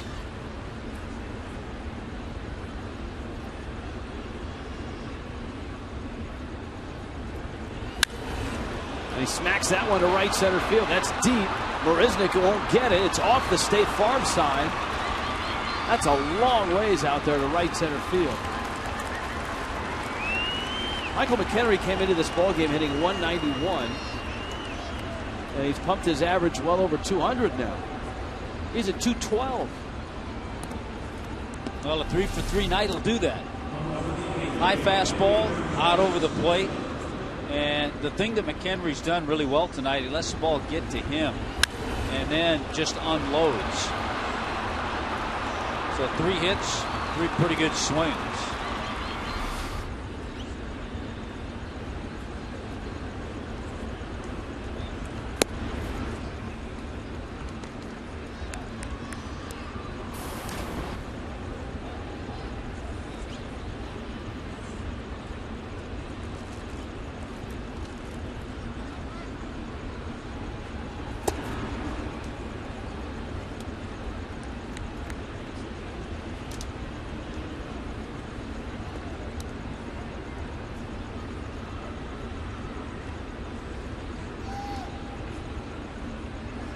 One and one to Travis Snyder.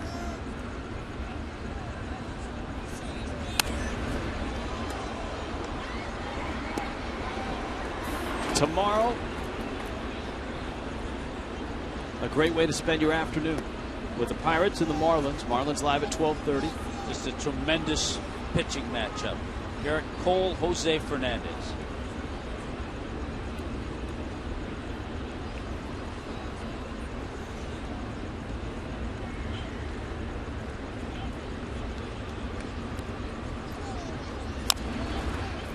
Little roller, Echeverria, quick release, makes the play. We do have operators that can help you with tickets tonight. If you'd like to come out and spend your Monday night in the Clevelander, open bar, all you can eat. You're on live television. We'll call the game from right there in the green seats under the 386 sign. And you'll be part of the Fox Sports Florida Fantasy Auction presented by the Clevelander.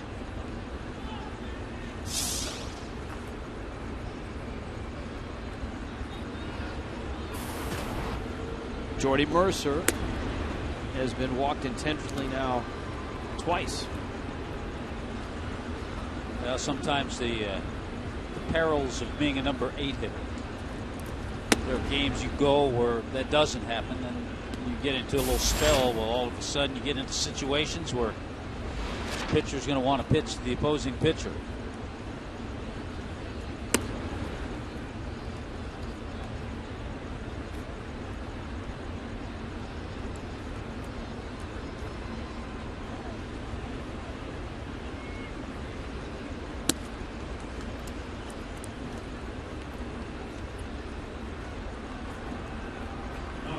So that brings Morton to the plate. Tom Koehler has thrown 106 pitches. Well, there's no question this, if he gets Morton here, this will be his last inning.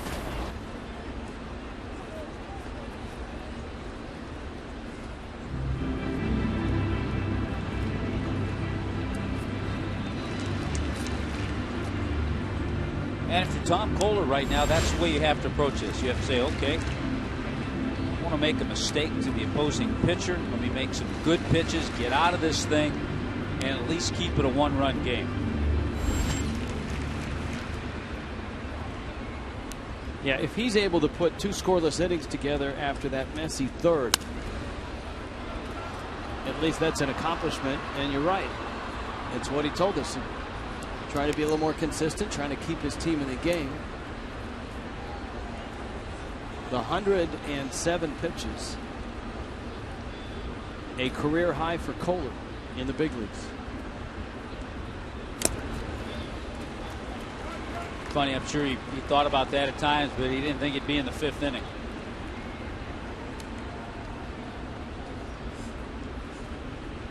Michael McHenry's got 3 hits. Driven in 2. Across the diamond is Mercer. 0-2 coming. And he got him. So Koehler, a career high 109 pitches. 5-4 Pirates.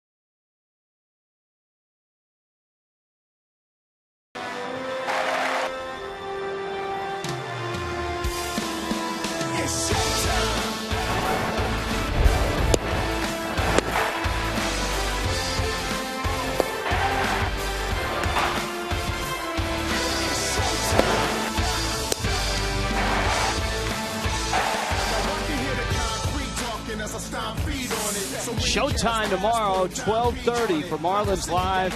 Jose Fernandez, Garrett Cole, first-round picks. Both Cole was the first overall pick in 11. Two of the bright young arms in all of baseball, and they're matched up here tomorrow on Fox Sports Florida. And two guys who will be here to watch as well, Joe and Raul. Hi, guys. Hey, what's up? How you doing? Well, good to see you guys back, that you made it back together as a tandem. And right now, I was talking to Joe before the game. You're in this game. You're 1-0 so far as a duo. I love it. Let's keep it going. You know, last night we had a very close game dominated by good pitching, and tonight we've got a close game dominated by timely hitting. Really interesting the way these two teams are kind of playing off of each other. Stanton swings and misses. Charlie Morton is still in there, though Morton is closing in on pitch number 70. Tom Koehler, a career-high 109 pitches. Stanton pulls that one foul. Guys, I'm sure tomorrow's pitching matchup has you excited. Definitely. Yes. It's one that we always circle on our calendars when we see Jose Fernandez take the mound, and we just hope that the fans do the same and come out and support him tomorrow. It's really give you something to look forward to, to see what kind of outing we're going to get from Fernandez. And if he can continue this really fun run that he's had, I would say, well, pretty much all season long. Stanton takes outside. The count is 2-2. All right. Who was your winner in the pool boy, pool girl competition? I don't know. The thing is that it's not fair because we don't have names. You know, we've been kind of at a loss for words trying to describe this in Spanish as what's going on here. You know, we did have a question though. If the winners, for some reason, are unable to complete their time as the pool boy and pool girl, do the runner-ups, do they take over for? Yeah, it's like the president, vice president, secretary of state. Yes. Miss America, same thing, yeah. Oh, they can't travel together. Yeah. We just wanted to make sure that it was under control, guys. Yes. Have a good show, guys. All right. Thank you. Stanton has worked the count full, 3-2. Morton, his first hitter in the bottom of the fifth. No, I was just thinking, Rich, about the matchup tomorrow. Obviously, the Pirate television crew, they'll be broadcasting the game back to Pittsburgh. It'll give Pittsburgh fans an opportunity to see Jose Fernandez. They probably didn't watch him pitch in the All-Star game because they were listening to Jason Grilli. Well, they probably saw him. They just didn't hear anyone talk about him. Smacked into center field on a line. McCutchen picks it up. And Stanton is aboard, his second hit. He's really swinging it. 4 hits in the series. Well, I tell you, some of the hardest hit balls you're ever going to see is when Giancarlo connects.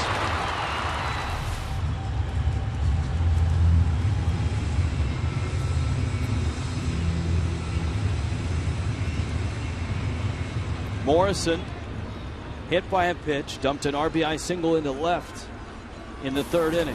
It's a 1-run game. Pirates at one point had a 5-1 lead. Morrison, a one-hopper that kicks off of Mercer into center field.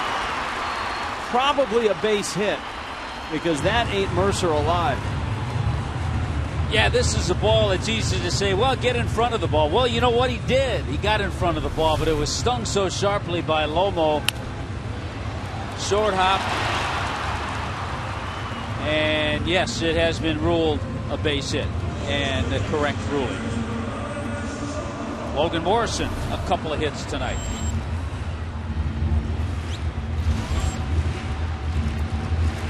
Now Donovan Solano.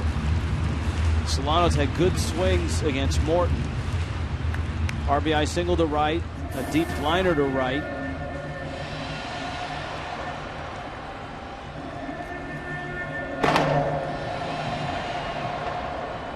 Vin Mazzaro in the Pirates bullpen. I'm sure he's been instructed to get ready in a hurry.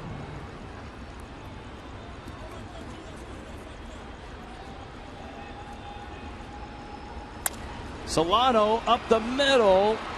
There's one, and there's two. And Morton thought about grabbing it and then pulled back, leaving Jordy Mercer a shot at a 6-3 double play.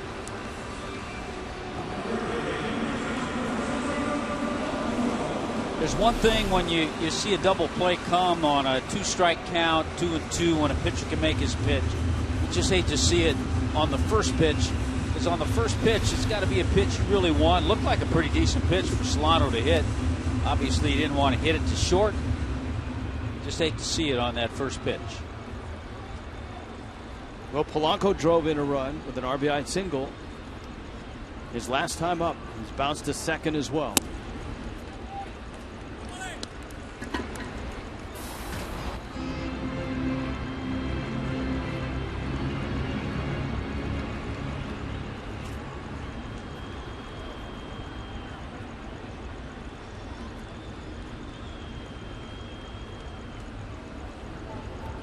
Ryan Webb.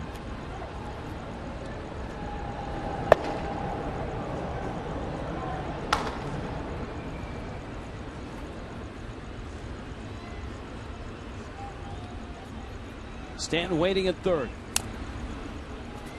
It's 0-2.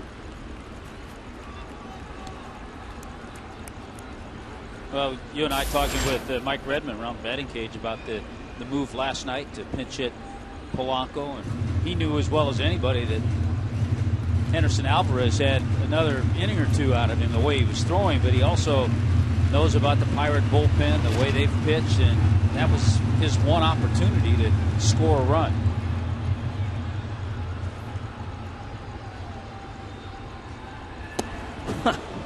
That's behind him, and somehow McHenry saves a run by getting the glove behind Polanco and catching the ball.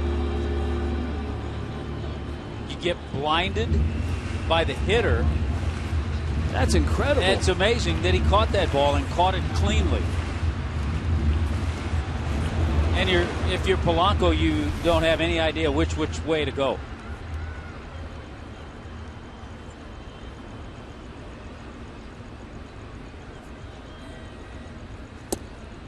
That one is 2 feet outside the other way.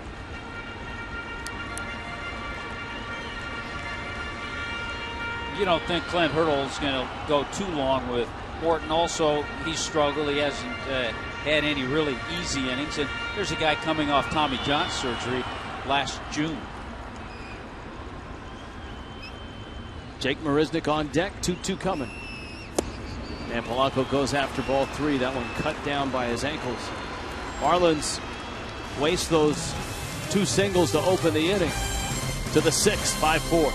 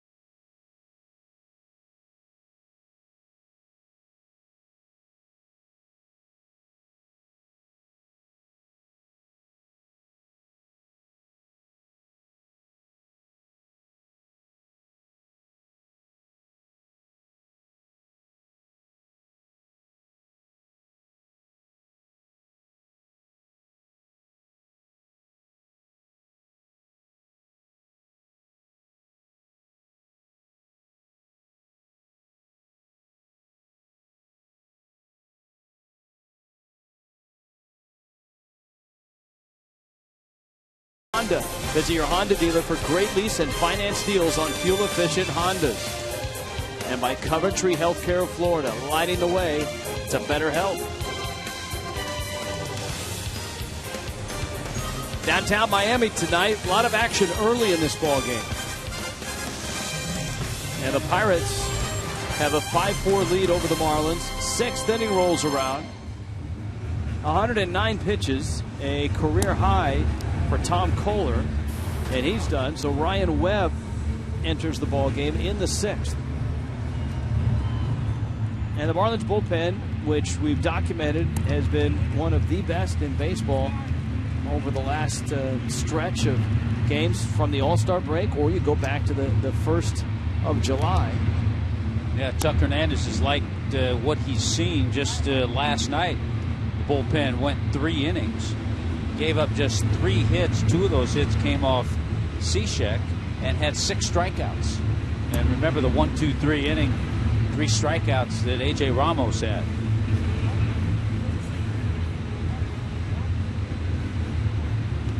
It's the top of the order for the Bucks. Starling Marte, Neil Walker, Andrew McCutchen. Marlins trying to make it 2 in a row against the Pirates.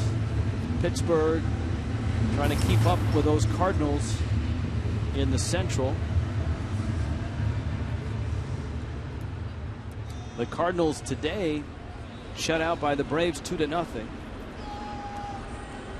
The Pirates obviously aware of that, so they could pick up a full game if they win this ball game. And you would have to think, we haven't talked a whole lot about it, but with the trading deadline coming up on July 31st, you'd have to think the Braves are certainly looking for a pitcher, another starting pitcher.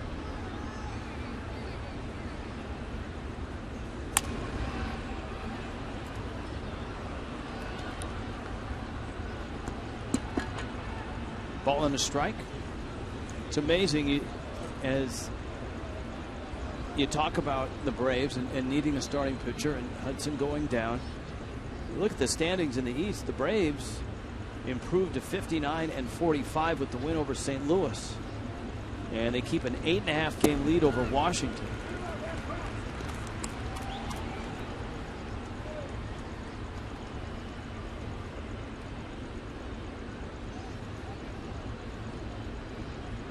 Well, the bottom line is that the Braves have been able to get out to that lead, and then they've gotten no challenges from Washington, Philadelphia, Mets, and Marlins.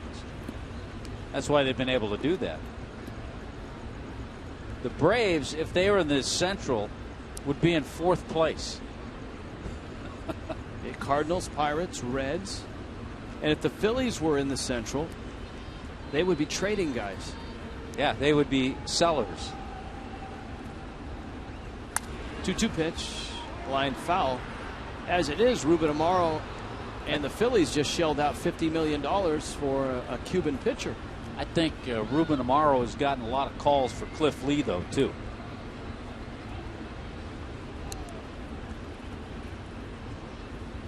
Right now, the Phillies losing in the 4th inning, 8-0 to the Tigers.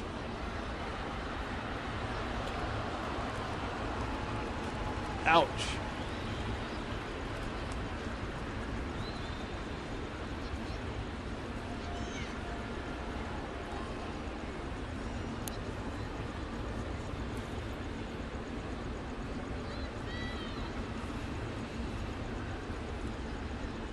Two. And the breaking ball misses low and in. Feel like this note in that Tiger-Philly game. Miguel Cabrera sat out about 3 or 4 games with a hip flexor. Well, Miggy's back in there, 2 for 2 with his 32nd home run and has 98 RBIs now. That one off the glove of Echeverria, rolls into center. Marte has a base hit.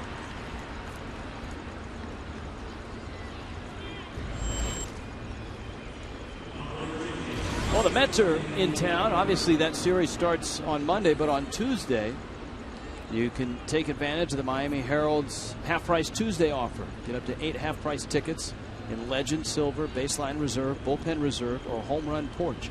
Visit the Marlins Park ticket office or go to marlins.com.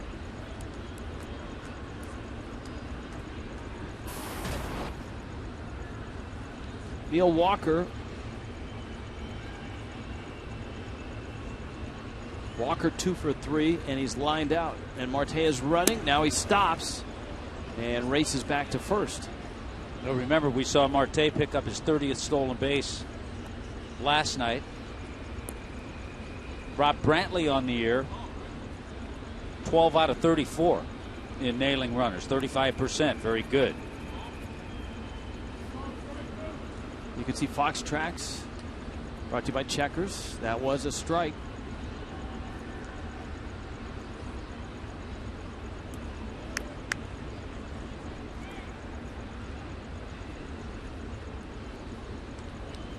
Webb's got to keep his side of the bargain and keep them close and be quick to the plate.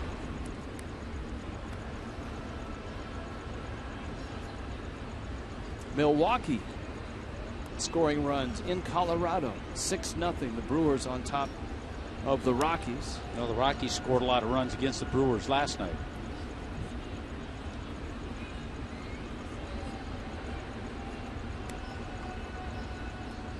Marte runs, big jump, and Walker pounds it foul. There's going to be no chance for Rob Brantley to throw Marte out if he continues to get those kinds of jumps.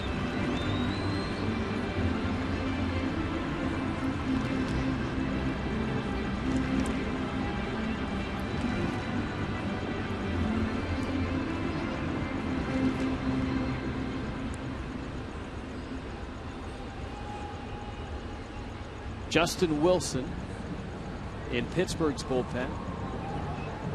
Boy, he's put up some tremendous numbers this year. The rotation and the bullpen, superb for Pittsburgh. We talked about their offensive struggles this year, and that's how you're able to get to 60 wins at this point in the season. That's by, at times, dominant pitching.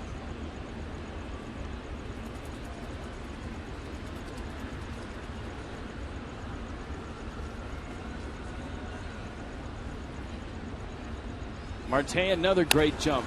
And this liner is over the head of Morrison. Into the corner it goes. Marte will score easily. Stanton picks it up. And the Pirates have 2 quick hits and a quick run against Ryan Webb. Well, this is not what Mike Redmond wanted from his bullpen. He wanted Ryan Webb to come in, keep it a 1-run game, and just like that, back-to-back hits, and the Pirates add on another run. Slider was up, flat, middle of the plate, and Walker with a nice night.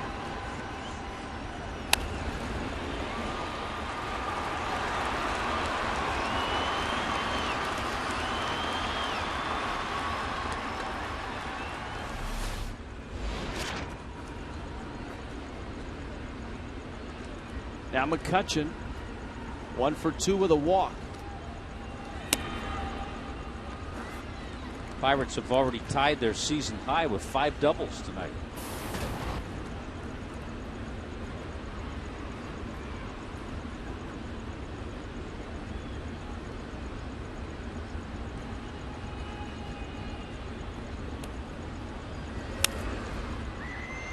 Hop up. Morrison approaches and he reaches in, makes the catch. Runner tags. Across the diamond is the throw. It's a heads up play by Neil Walker. With Morrison draped over the seats. You can see the first base umpire, Mike Everett, talking to Morrison. Yeah, there's a whole lot Morrison can do. Lomo makes a nice catch, but by the time he gets up, he was heads up. He looked there right away. It was just a good base running, good heads up base running play by a guy who grew up in baseball, Neil Walker. Let's watch Morrison after the catch. Oh, lands right on the fan, whose hand is on Morrison. I think that's one of the things that Morrison was talking to Mike Everett about. That's a bang-bang play in the seats. Fan just trying to protect himself.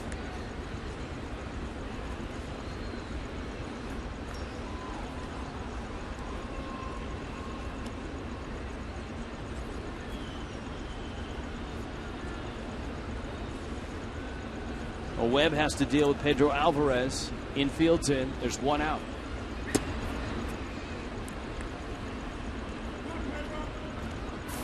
6-4 Pittsburgh.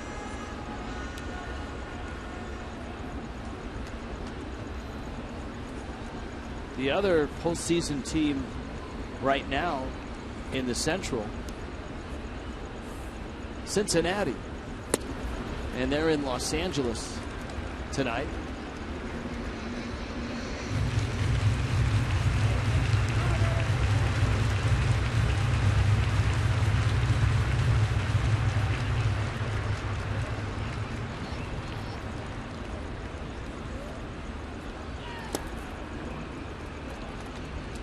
Two and two.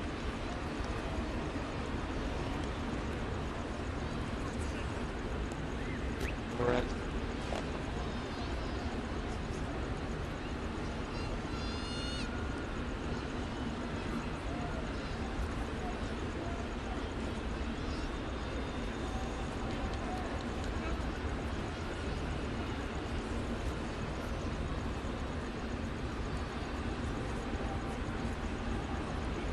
Two. Up and in. Alvarez 0 for 3 in this ball game with a pair of strikeouts.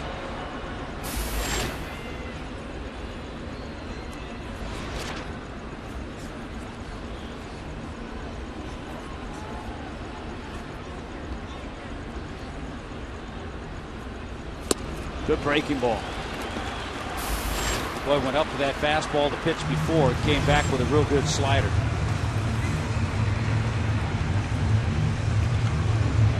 Five runs against Tom Koehler. 9 hits allowed by Koehler. He did strike out 6. As we mentioned, he threw a career high 109 pitches. Chuck Hernandez on the horn. You got Garrett Jones coming up. Dan Jennings trying to get loose in a hurry.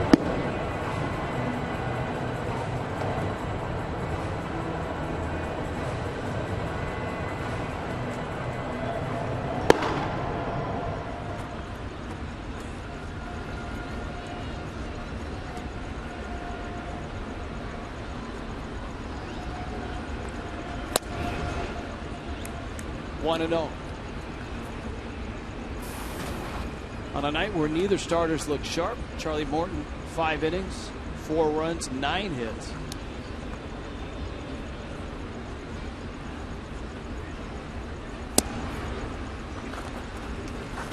Now we talked about Neil Walker growing up in baseball. Ryan Webb, the same thing. His father Hank pitched for the Mets in the 70s.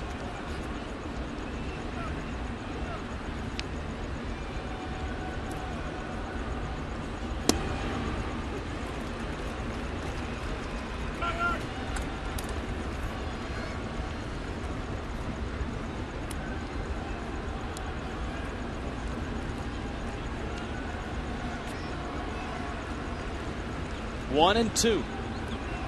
Walker at third. And Webb got him. Couple nice breaking balls. Striking out Alvarez, striking out Jones. Pirates do get a run, though, and lead it by 2.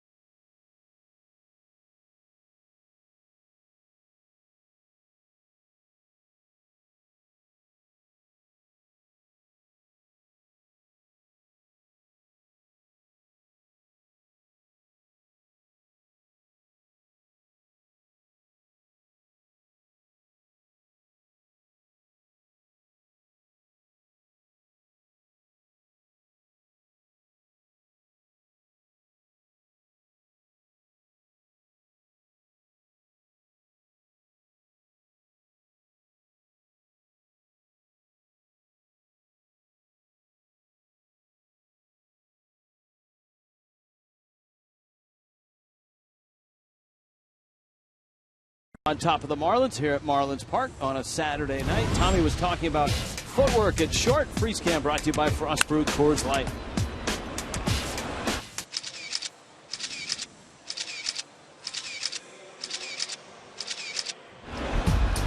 Danny Echeverria on the turn. Yeah, you want to see him bring that right foot close to the left foot, get out of the way a little bit.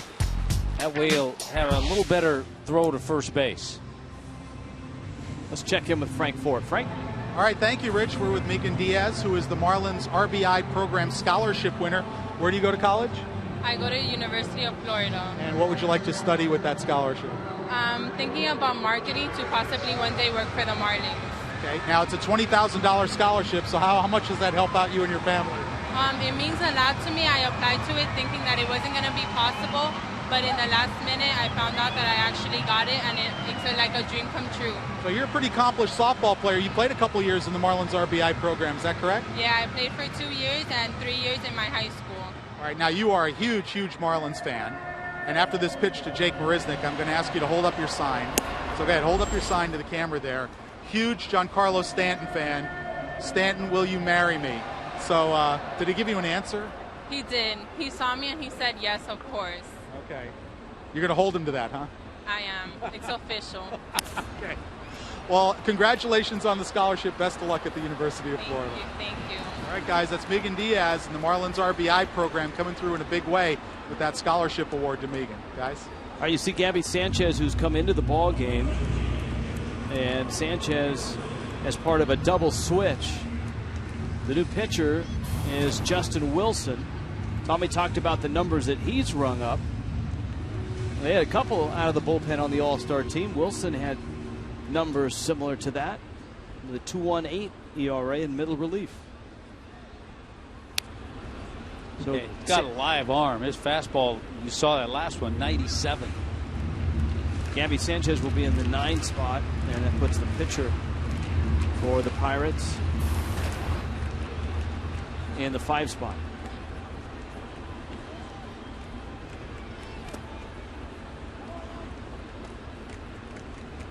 Rob Brantley, the hitter.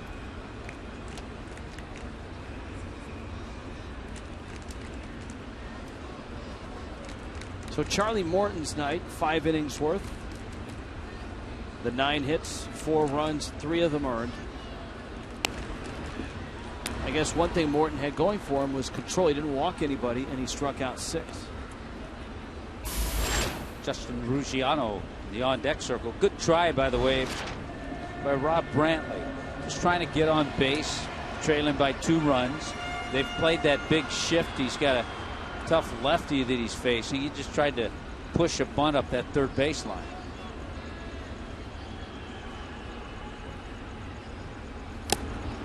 One-two, a swing and a miss, 99 miles an hour. Justin Wilson can bring it. He's gone 11 games since he gave up a walk. Wow. You know, a lot of times we say a guy has that over-the-top 12-6 curveball. His is like 11-5.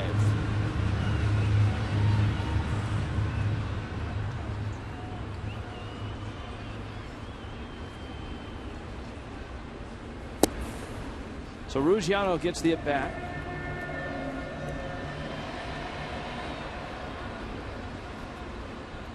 Boy, it's been a rough go for Ruggiano, and even tougher when you just get those sporadic pinch hit appearances.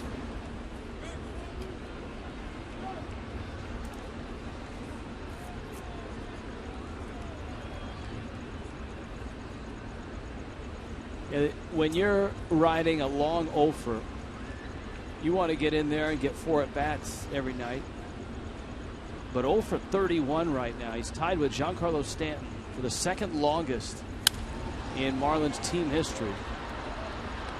Mike Jacobs at 0 for 33 back in 2007. Yeah, that is not a record that you want to get to.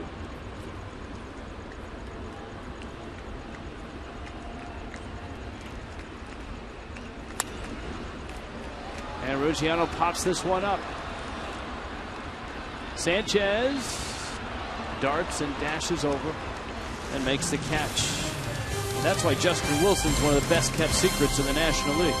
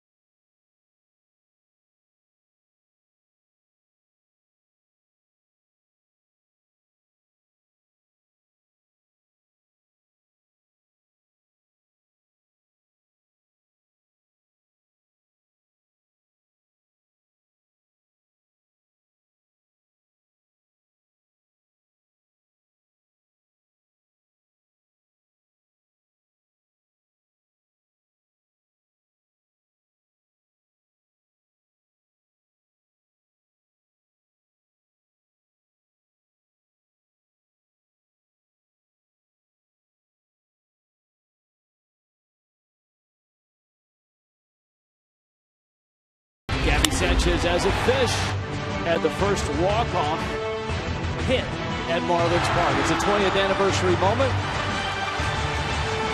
This was back on the 13th of April of last year.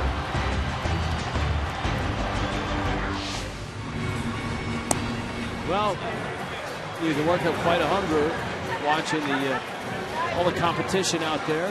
Oh, look at that. And you can have all of that food and more at the fantasy auction. It's all you can eat in the Clevelander. It's open bar, all you can drink as well. 305-480-2550, 305-480-2550. That's the number you can call right now. And, of course, you'll be part of our group out there. We'll be televising live. Tommy and I will call the game from out in the Clevelander. What's the number limit on that, Rich? I think probably around 200, maybe mid-200s. So that's generally about the crowd that we get. So it's a select few. So if you want to come out on Monday, it's just a $100 donation. It goes to the Marlins Foundation. If you're interested in the items, go to marlins.com/fantasy, and that will get you all of the items on the big board and the little board.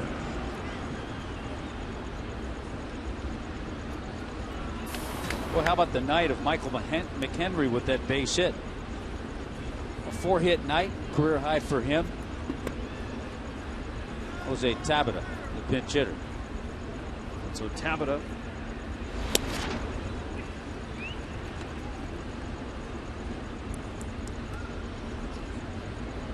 Well, Michael McHenry into the starting lineup. And how about a 4-for-4 night? By the way, we've had a few inquiries about pledge packs. The pledge packs have sold out already, 200 of them. And they will ship sometime next week when the dust settles from the fantasy auction.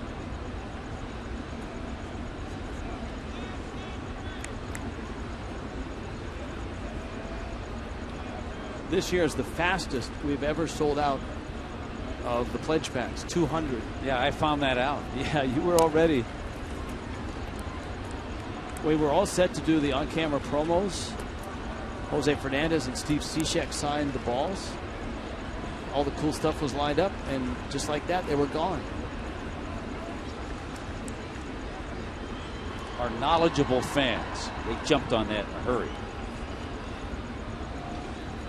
I think one of the things that's been most helpful to that event has been social media, Twitter.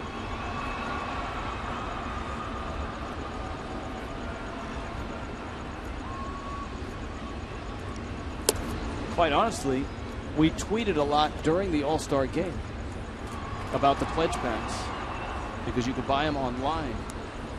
And it didn't hurt that Jose Fernandez was lights out that night. McHenry's at first. There's nobody out. Dan Jennings low and in. Well, the 20-year-old with the future that he has ahead of him, the amount of the pledge pack alone, just for the autographed ball, is well worth it. Well, don't discount Steve Cishek. And you got Cishek in there.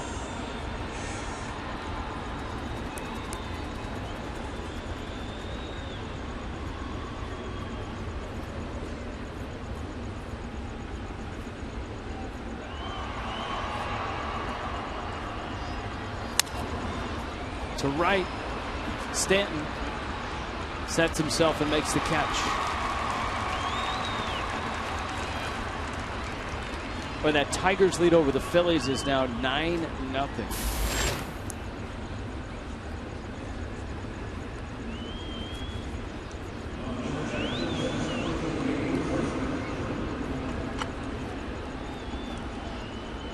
Raul Valdez, a lefty, got the start for the Phillies, and he gave up all 9 runs on a mere 12 hits.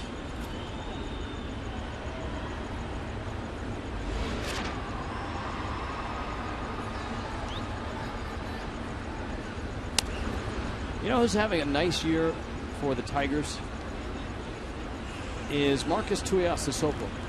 We saw him in the spring.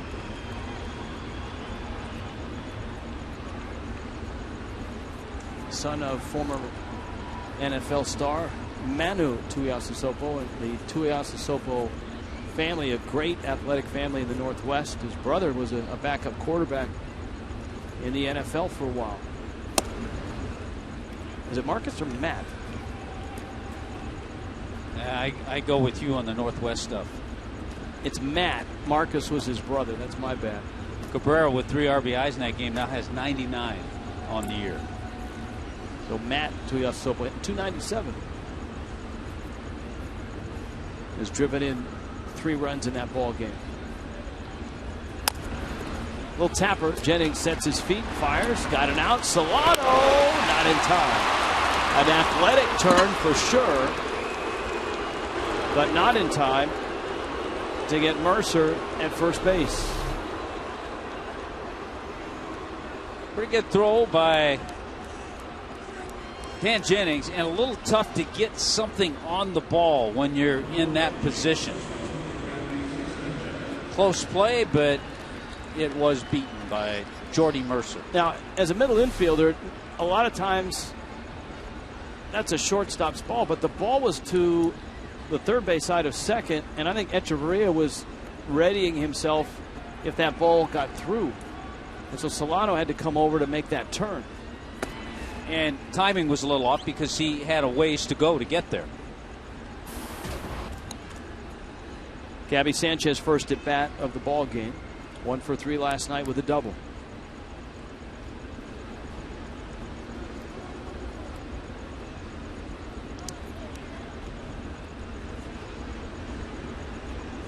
Of course, Gabby was involved in our poll question tonight. Thank you for all your tweets and your votes. Here are the results. A.J. Burnett. And we'll have a special treat for you A.J. Burnett fans. And I think I might know what that treat is. I think I might know that too. I think it's part of the 10-run reel involving a certain warm-up pitch. Echeverria. Diving stop robs Gabby Sanchez.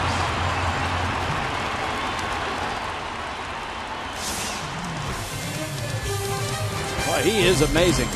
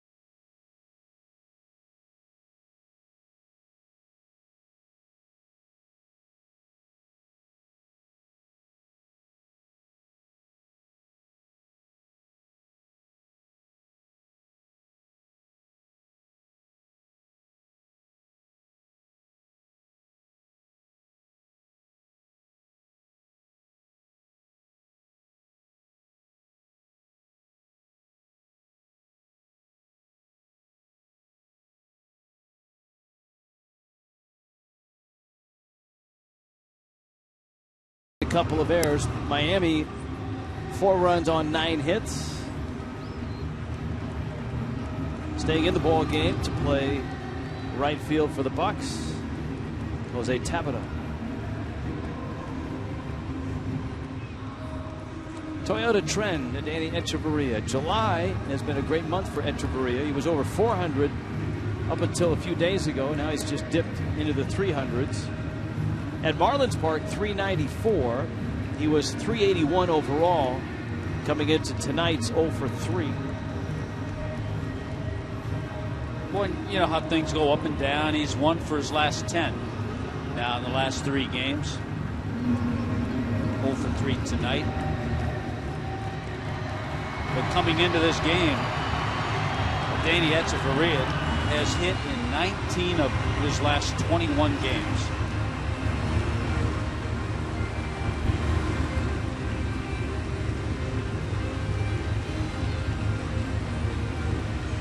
Michael McHenry is so hot, he's 4 for 4, that his catcher's gear doesn't fit anymore.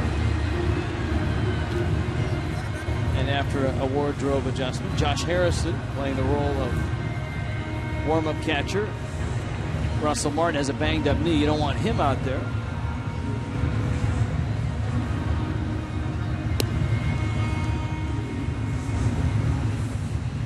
McHenry's ready to go. Some Bucko fans here.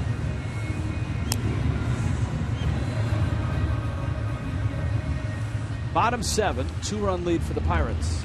Just like Pirate fans are getting their first look at Jose Fernandez, or one of the best kept secrets in the National League, Adeiny Echeverria, Marlin fans are getting a look at Justin Wilson, and he's been impressive.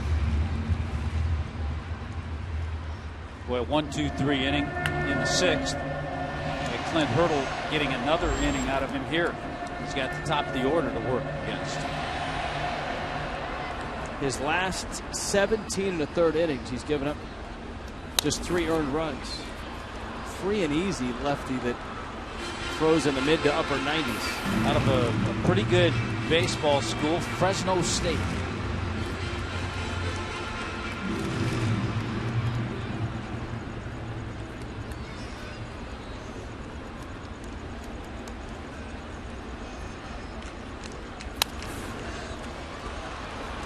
Echeverria fouls it back and out of play.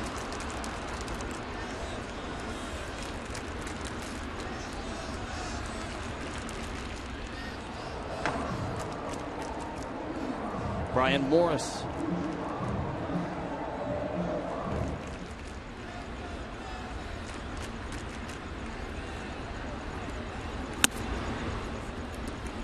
It's always fun to kind of track the history of young pitchers, and when you look back at Justin Wilson, his previous 4 years coming up in the Pirate organization, all as a starter.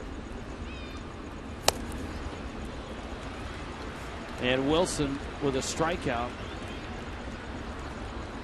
Justin Wilson was on that national championship team, the 2008 national championship team. So Fresno State. Sometimes you get a guy in the minor leagues who has a live arm and as a starter maybe doesn't develop a third pitch and still has good stuff, and boy, he's found a niche here with the Pirates out of their bullpen. Christian Yelich now. Yelich takes a strike. 2 hits for Yelich.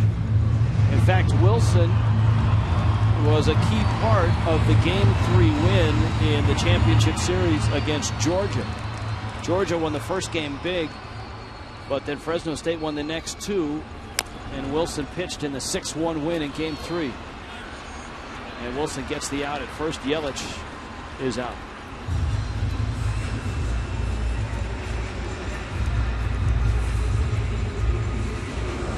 Marlins and Mets. It's a 4-game series, so Wednesday's a night game at 7:10. And kids 12 and under eat free on Wednesday nights. Remember that. All kids in attendance get a voucher for a free KM Beef Frank, a bag of Frito-Lay chips, and a small Pepsi or Aquafina. Go to Marlins.com I tell you, the fourth game of that series, which is the Thursday day game, 12:40 start, Tom Kohler's going to have to come back and pitch a little bit better than he pitched tonight because he goes up against Matt Harvey. Harvey will come into that game with an 8-2 record and a 2.11 ERA.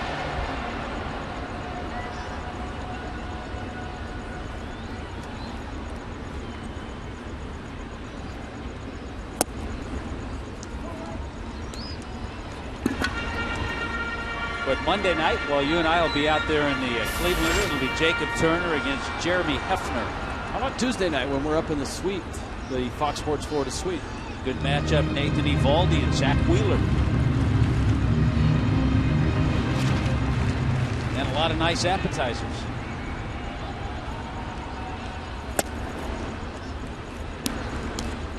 (3-0) to Giancarlo Stanton. Line drive double in the third, line drive single in the fifth. He struck out in the first. Stanton is 4 for 5 in this series. You saw Morrison on deck. And down low. Stanton takes his walk. His third walk in the last 2 nights.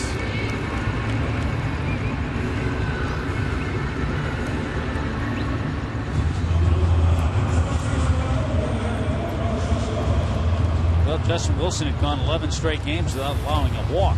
And so his first walk in quite a while.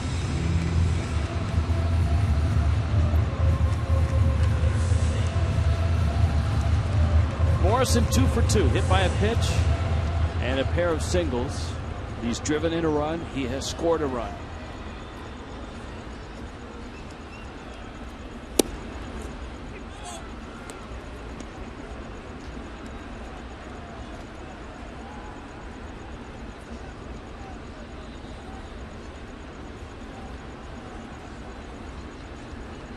Oh, 0-1.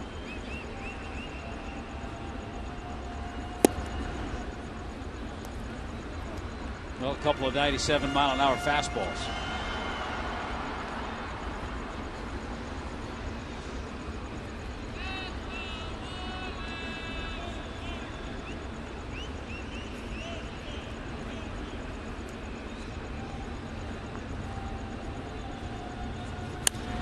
Morrison shoots one into left field. And a 3 for 3 night for Lomo. Stanton stops at second, and with 2 outs, Donovan Solano comes up. Clint Hurdle, with a righty ready in the bullpen, is on his way out. A nice night for Morrison. And Solano is scheduled to see the right-hander. We'll see if Mike Redmond has a counter move.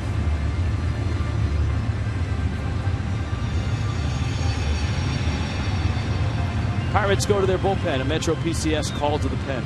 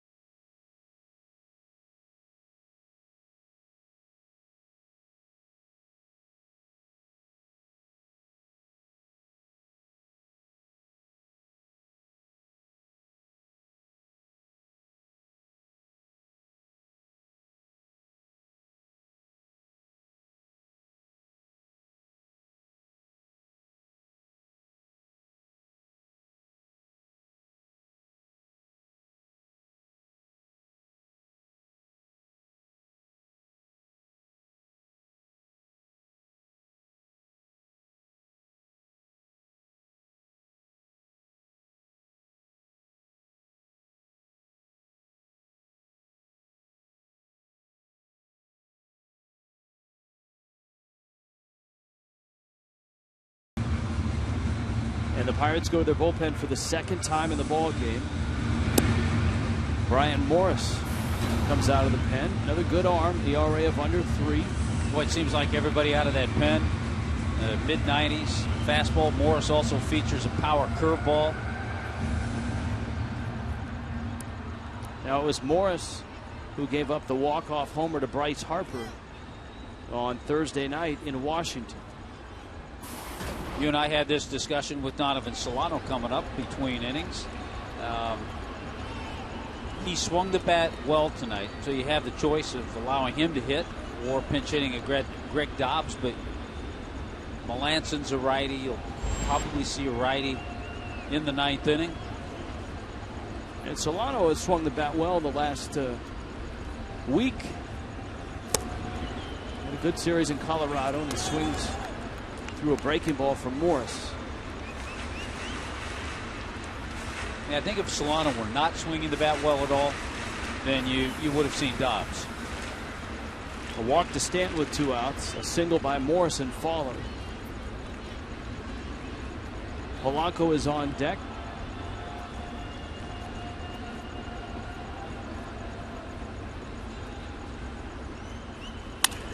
Ground ball up the middle. Mercer there, flips to second. Walker waits, and the inning ends out at second base.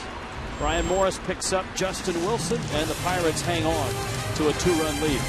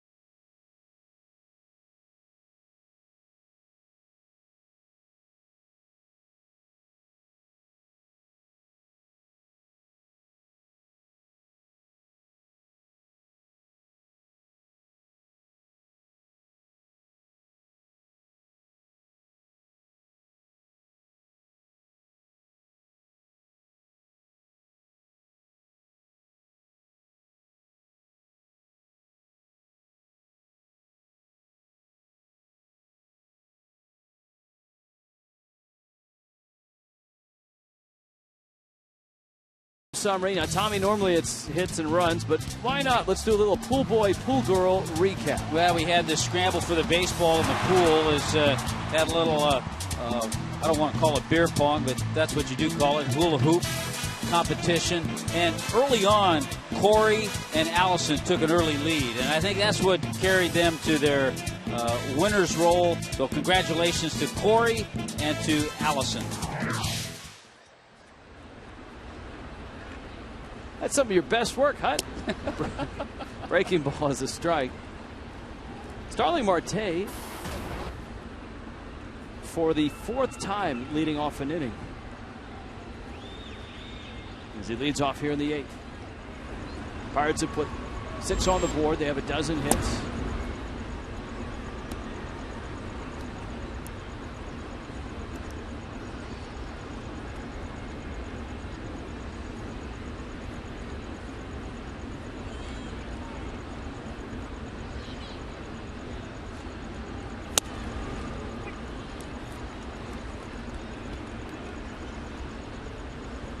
One and two. Another year for Marte. 21 doubles, 8 triples. Remember, he had a bunt base hit last night. He has 7 bunt base hits. Marte swings and misses. Brantley steps out, throws him out. Best way to get an aggressive swinger is to get ahead and then make him chase something like that.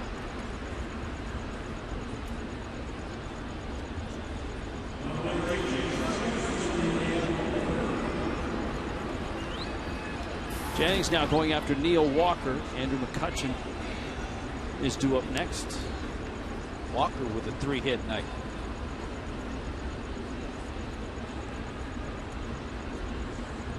Padres are pounding Arizona right now. You know, the crazy thing about that Detroit Phillies game, 10-0. Tigers have the lead. Tigers beat the Phillies last night 2-1.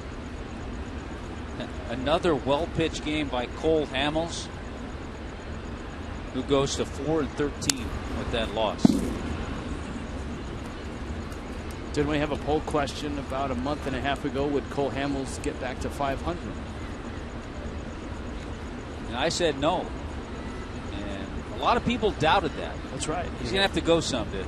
There were a lot of haters. Yes. That night, Tommy Hutton. And all of a sudden, the Tigers getting good pitching. Doug Fister last night was tremendous. Max Scherzer tonight. Center field, Marisnick back, and he makes the catch.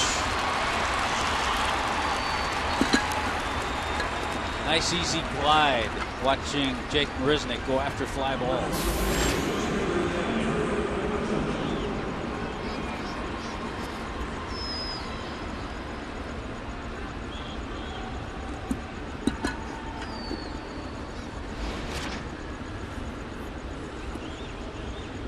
Now McCutchen. Jennings trying to do his part with a couple scoreless innings. Brian Webb gave up a run in the 6th. Tom Kohler 5 runs in 5 innings. Jennings misses away.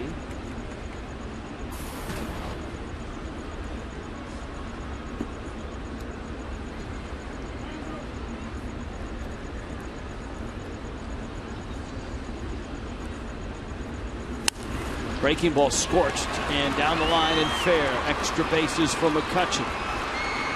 Around second, thinking third, not going to stop. On his way, throw is there, but he gets there with a slide. Andrew McCutchen with a triple.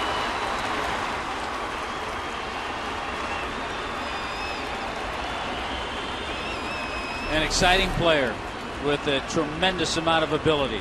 Slider didn't get in far enough. He keeps it fair. And we've talked about balls that get into that corner. And with a guy like McCutchen and his speed, he's out of the box quickly. He's thinking triple as he rounds first base. He's got the play right in front of him. Doesn't have to use the third base coach. Almost came off the bag. McCutchen is so much fun to watch. You would think he would be a guy with more triples, but that was just his 2nd triple of the year. He plays the game so hard, whether he's in the field or at the plate or on the bases.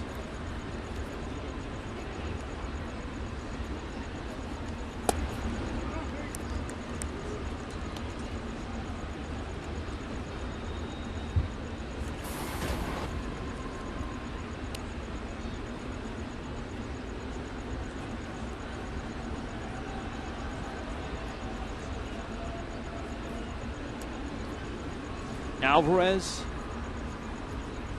an 0 for 4. He had 1 hit, a single last night.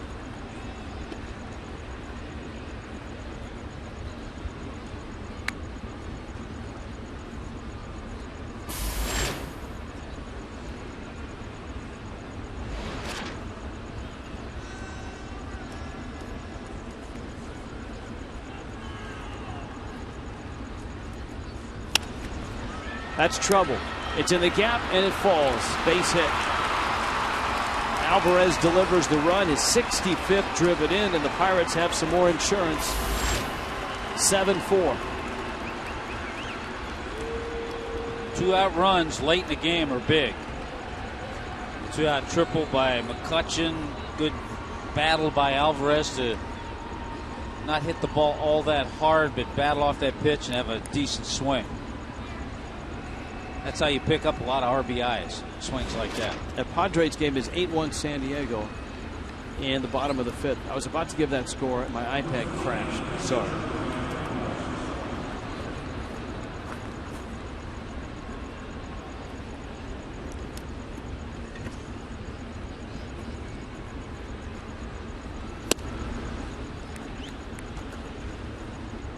Brian Morris gets a rare at bat. He's 1 for 4.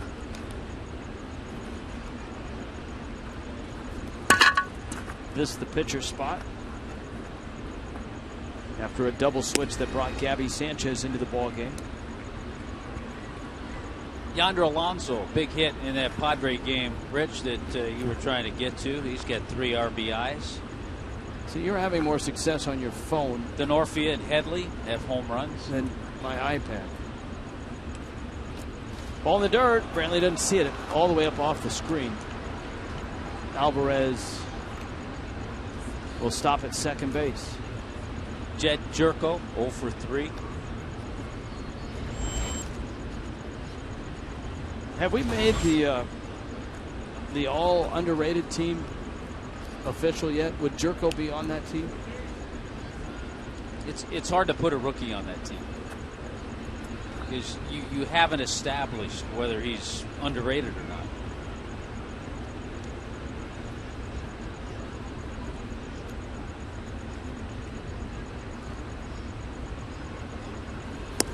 Swing and a miss.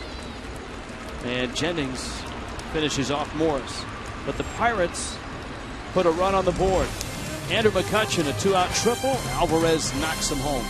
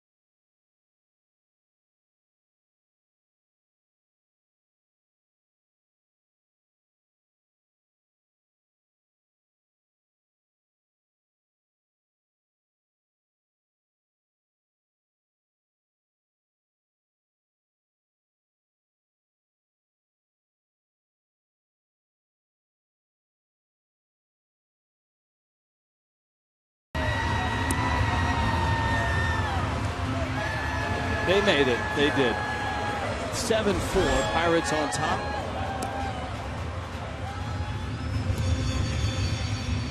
And the Pirate bullpen just will keep on trying to bring this one home for Charlie Morton. Well, the Pirate offense has helped their bullpen. They've continued to add on. A run here, a run there. So all of a sudden the Pirates have taken a 3-run lead. Got that run the 6th, one the top of the 8th. Is that a terrible talent from Pittsburgh, maybe? Might be signed by Lynn Swan. Never know.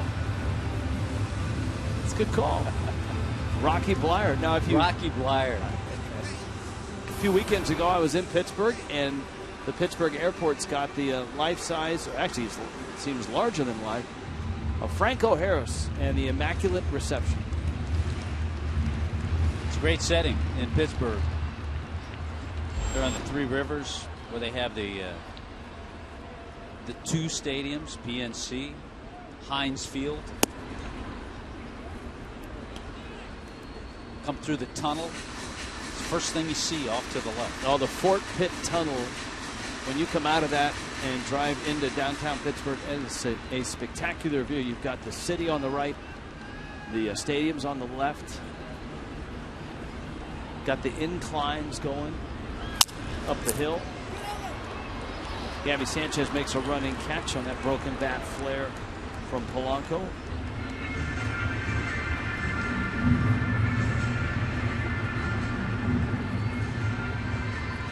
Of course, Miami fans will learn a little more about Pittsburgh this year when the Pittsburgh Panthers join the ACC. Our Coors Light Cold Hard Fact, brought to you by Frostbrewed Coors Light. First major league hits for players this year. The Marlins have had 10. Can you name them, Tom? Well, I was trying to think of them on the way down here today. All right, well, let's start with Marisnick and Yelich, okay? Marisnick, Yelich. Think about Ozuna. Dietrich, that's 4. Ed Lucas. 5. Jacob Turner.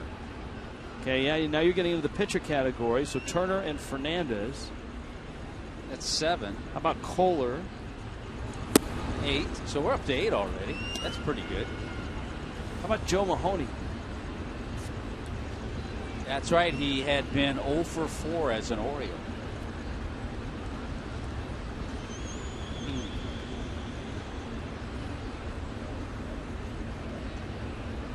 So we're looking for number 10, right? Well, we talked last night when Henderson Alvarez had a big base hit, but it was his second hit, but he had a hit earlier. He did not, I don't think, last year. Of course, he was with the Blue Jays last year. So I would say Henderson Alvarez.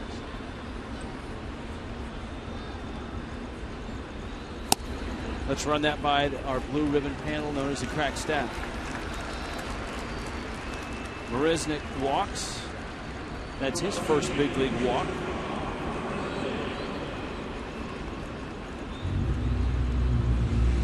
And here is Rob Brantley. Down 3, 1 out, bottom 8.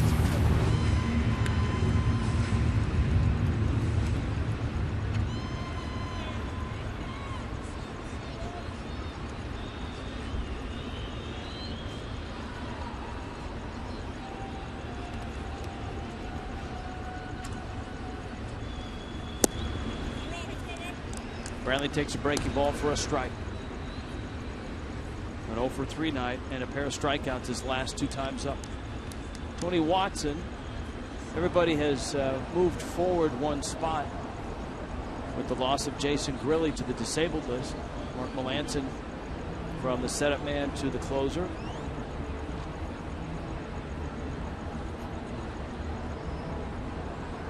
Greg Dobbs is on deck. And so possibly Watson is ready for Dobbs. Brantley rifles one to right. It's going to be caught on a sliding catch by Jose Tabata. And there are 2 outs here in the 8th. Tomorrow the Marlins and the Pirates finish the series, and it's the equipment drive day here at Marlins Park. You can donate new or used baseball equipment to collection bins at the first base or home plate entrances on the plaza level. Donors receive a signed Rob Brantley or Nathan Eovaldi player card. Wall supplies last. There you got Clint Hurdle making the move with Dobbs announced as the pinch hitter. He's got his lefty ready. And in comes Watson.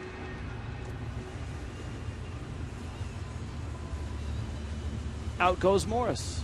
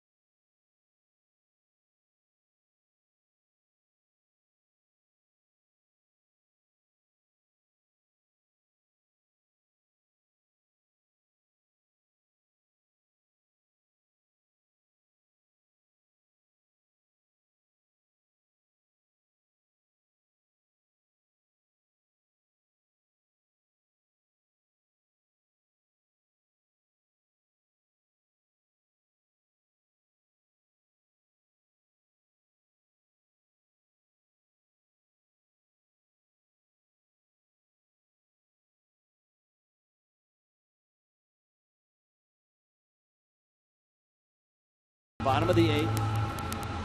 14 hits for the Pirates. Miami looking for a hit off of Tony Watson, who's allowed 1 hit in a scoreless inning his last time out against Washington.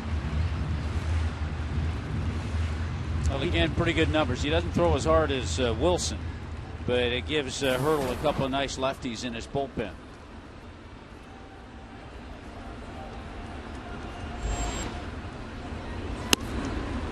Seems like everybody coming out of this Pittsburgh bullpen has got a superlative or a low ERA. Watson has given up just 2 earned runs in his last 20 1/3 innings. Saw that motion. He has kind of that slinging motion, and still pretty hard. 94 was his fastball.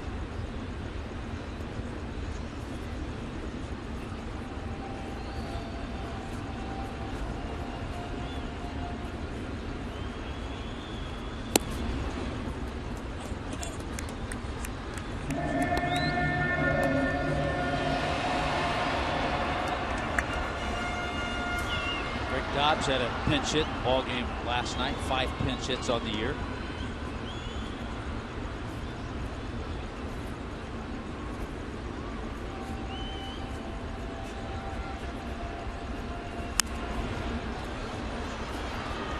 Watson out in front of Dobbs, 1 and 2.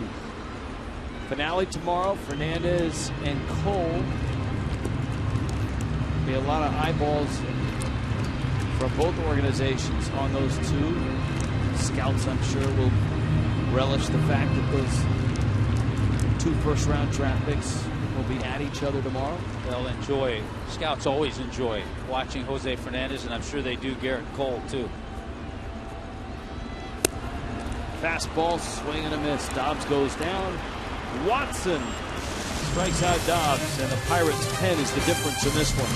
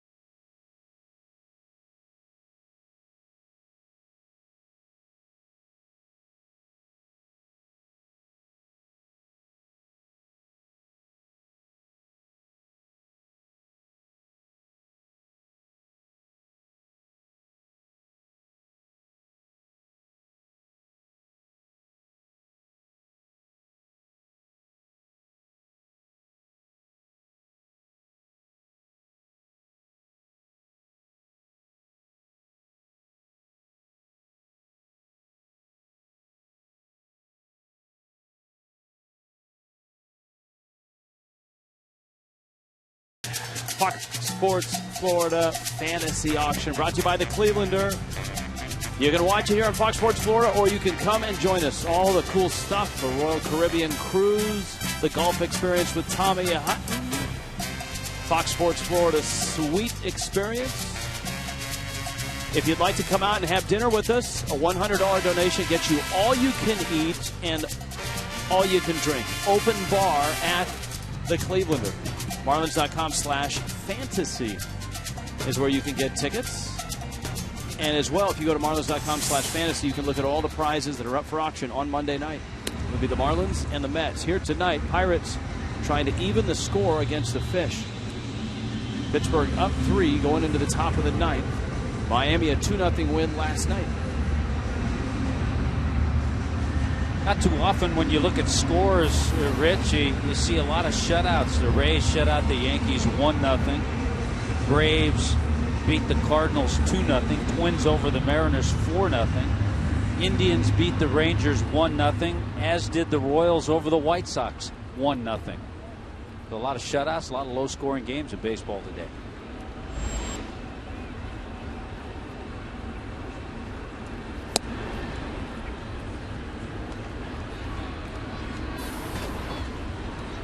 Michael McHenry has had quite an impact on this ball game.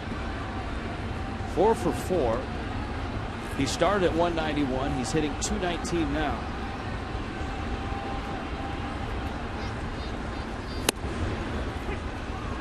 Well, the last time the Pirates had a 5-hit game was last August. Neil Walker. There it is.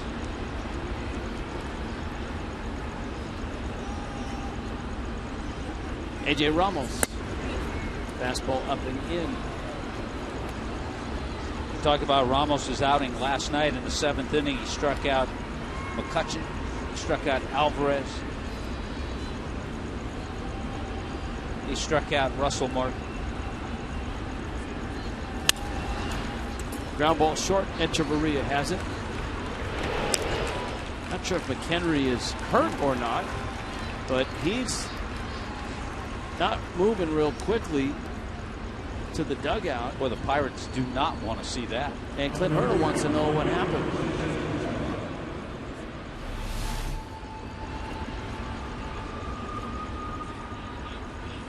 That did not look good. I mean, he had a quick conversation with Hurdle. And I would expect, if he's not hurt, that conversation from Clint Hurdle is, hey, if you're not hurt, yeah, the way he's running, it looks pretty gingerly. Yeah, there's a little gimp there.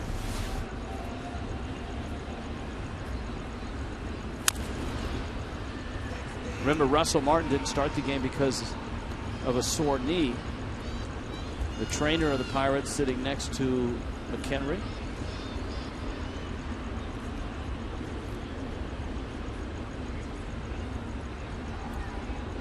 Jose Tapia, second at bat.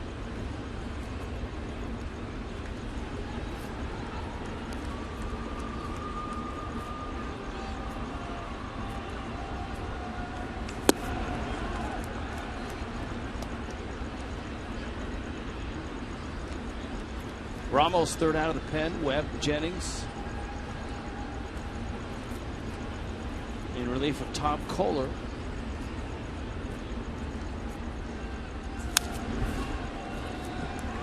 How about A.J. Ramos getting it up to 97?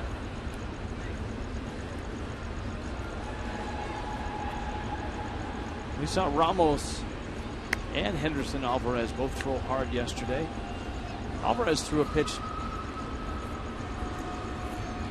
at, I believe, what was it, 98 or 99? 98. Echeverria. Nifty play. Those are becoming routine now. Yeah, they are, and he just continues to be smooth.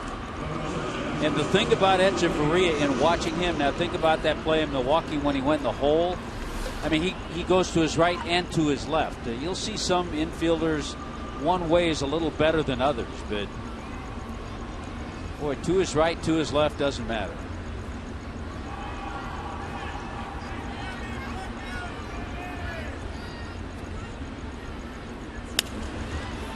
Mercer goes after the first pitch. Shallow center. Everyone just says, look, Echeverria is the best defender out there. Let him catch it. And he does. 1-2-3 for Ramos.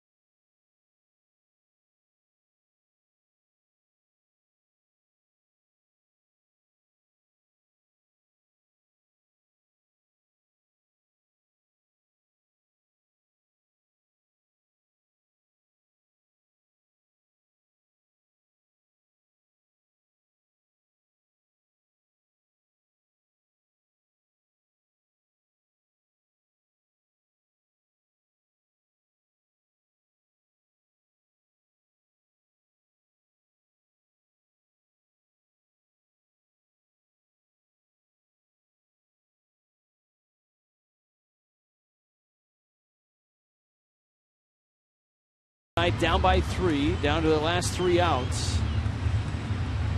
The Pirates bullpen has been so good this year. Clint Barmas arrives as part of a double switch as the Pirates bring in Mark Melancon. Melancon last year with the Boston Red Sox, not such a good year. His ERA was over 6. What a difference a year makes. 0.93.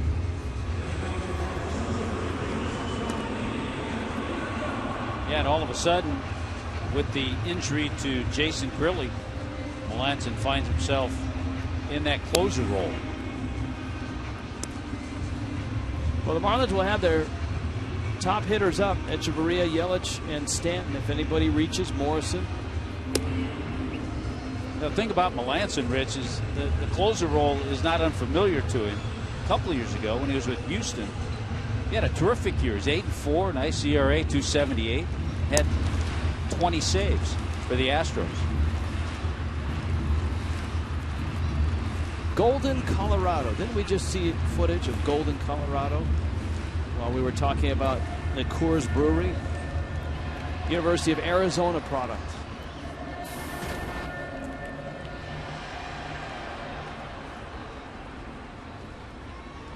His former college teammate Nick Hundley, Padres catcher.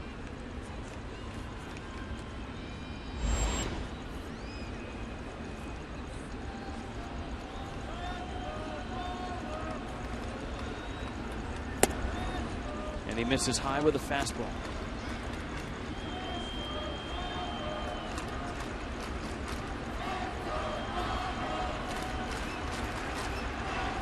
Lowest ERA among National League relievers. And he misses away. Kind of over the top fastball, kind of cuts it a little bit.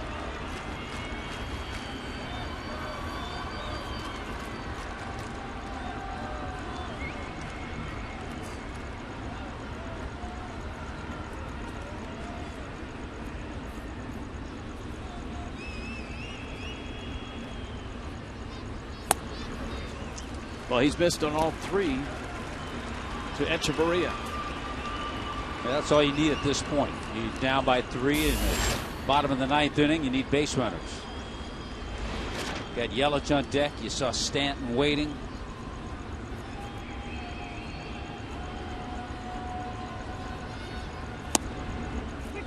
That's a strike.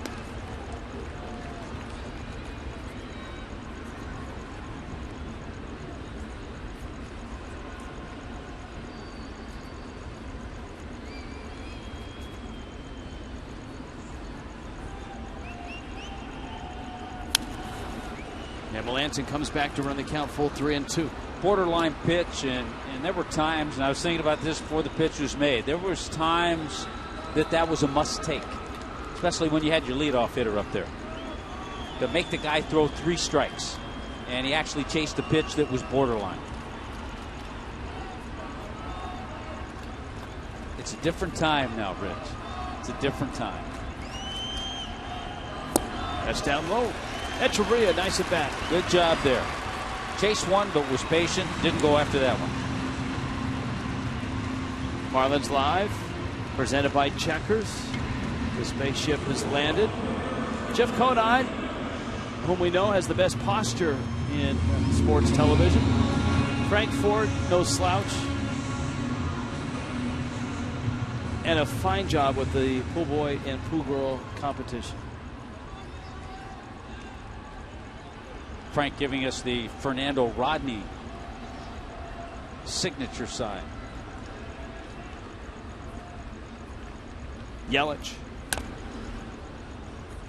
Christian Yelich, couple hits. He's 2 for 4, 7 for 20 to start his major league career.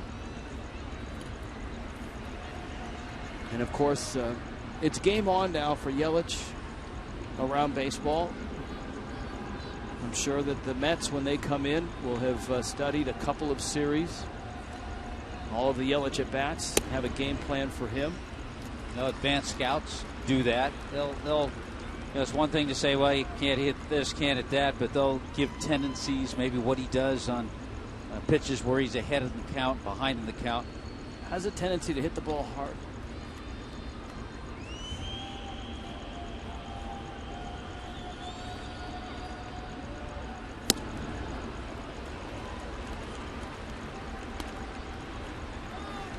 One and two. Closers in the National League are a little different than the minor leagues.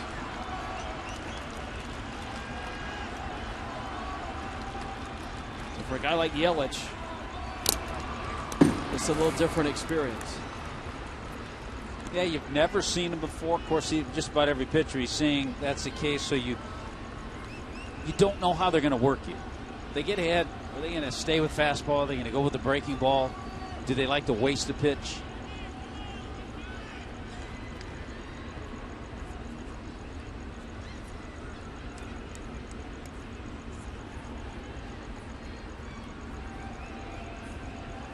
One, two. In the dirt. What's his curveball look like? Now he's seen it. Marlins would love to get Stanton to the plate as the potential tying run.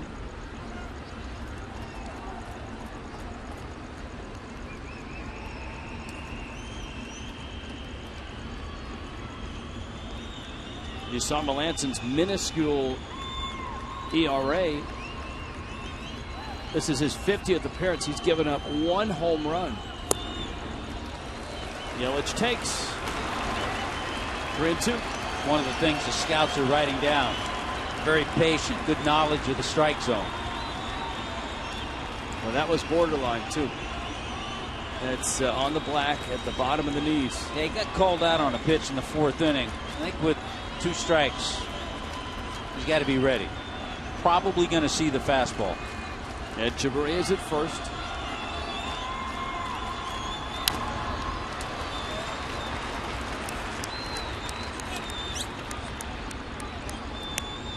Still 3-2. You got Stanton and Morrison lined up. Yelich trying to get aboard and join Echeverria. Miami down 3 in the 9th.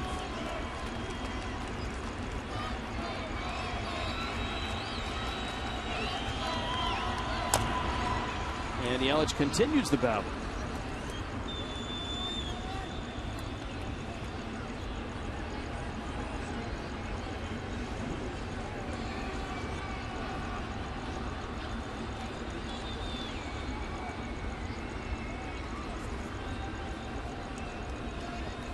Melanson, an all-star this year.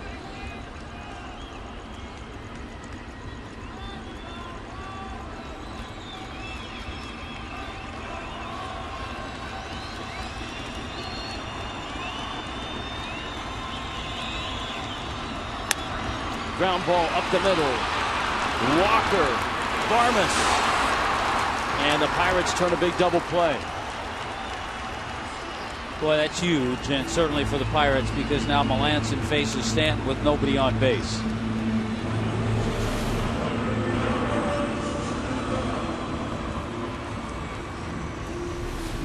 Got the fastball, hit it hard. Easy 4-6-3 double play. And so here is Stanton.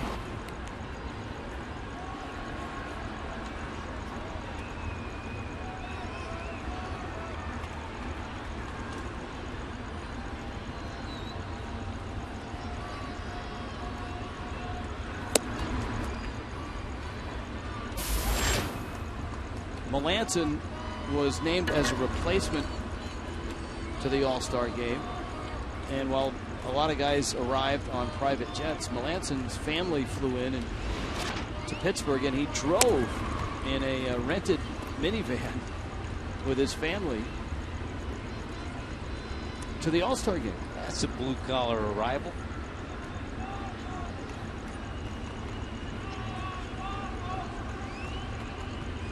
Just happy to be there.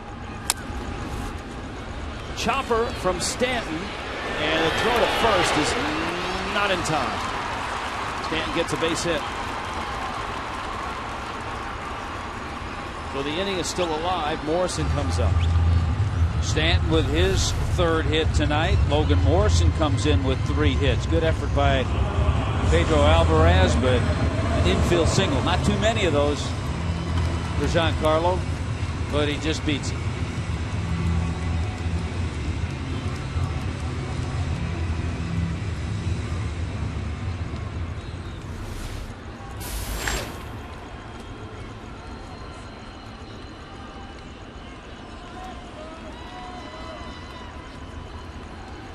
So here is Morrison. Solano on deck. Stanton's going to take second. Pirates don't hold him.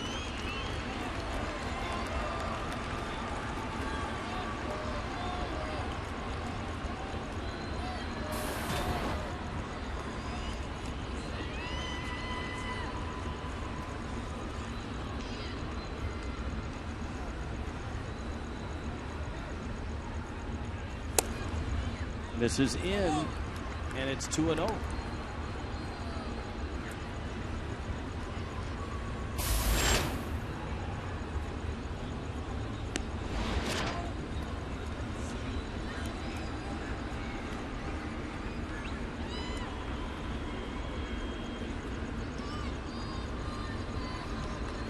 Pirates looking for win number 61.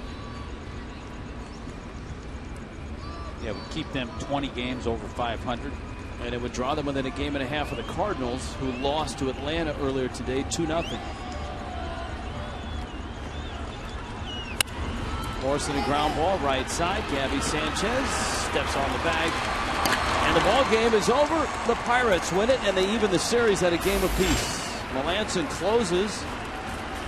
Charlie Morton survived 5 innings to get the win on this one. Andrew McCutchen and the rest of the Bucks celebrate. McCutchen with a couple of hits, including a triple. Big day for Neil Walker and Michael McHenry with 4 hits as well. So Pittsburgh wins this ball game 7-4.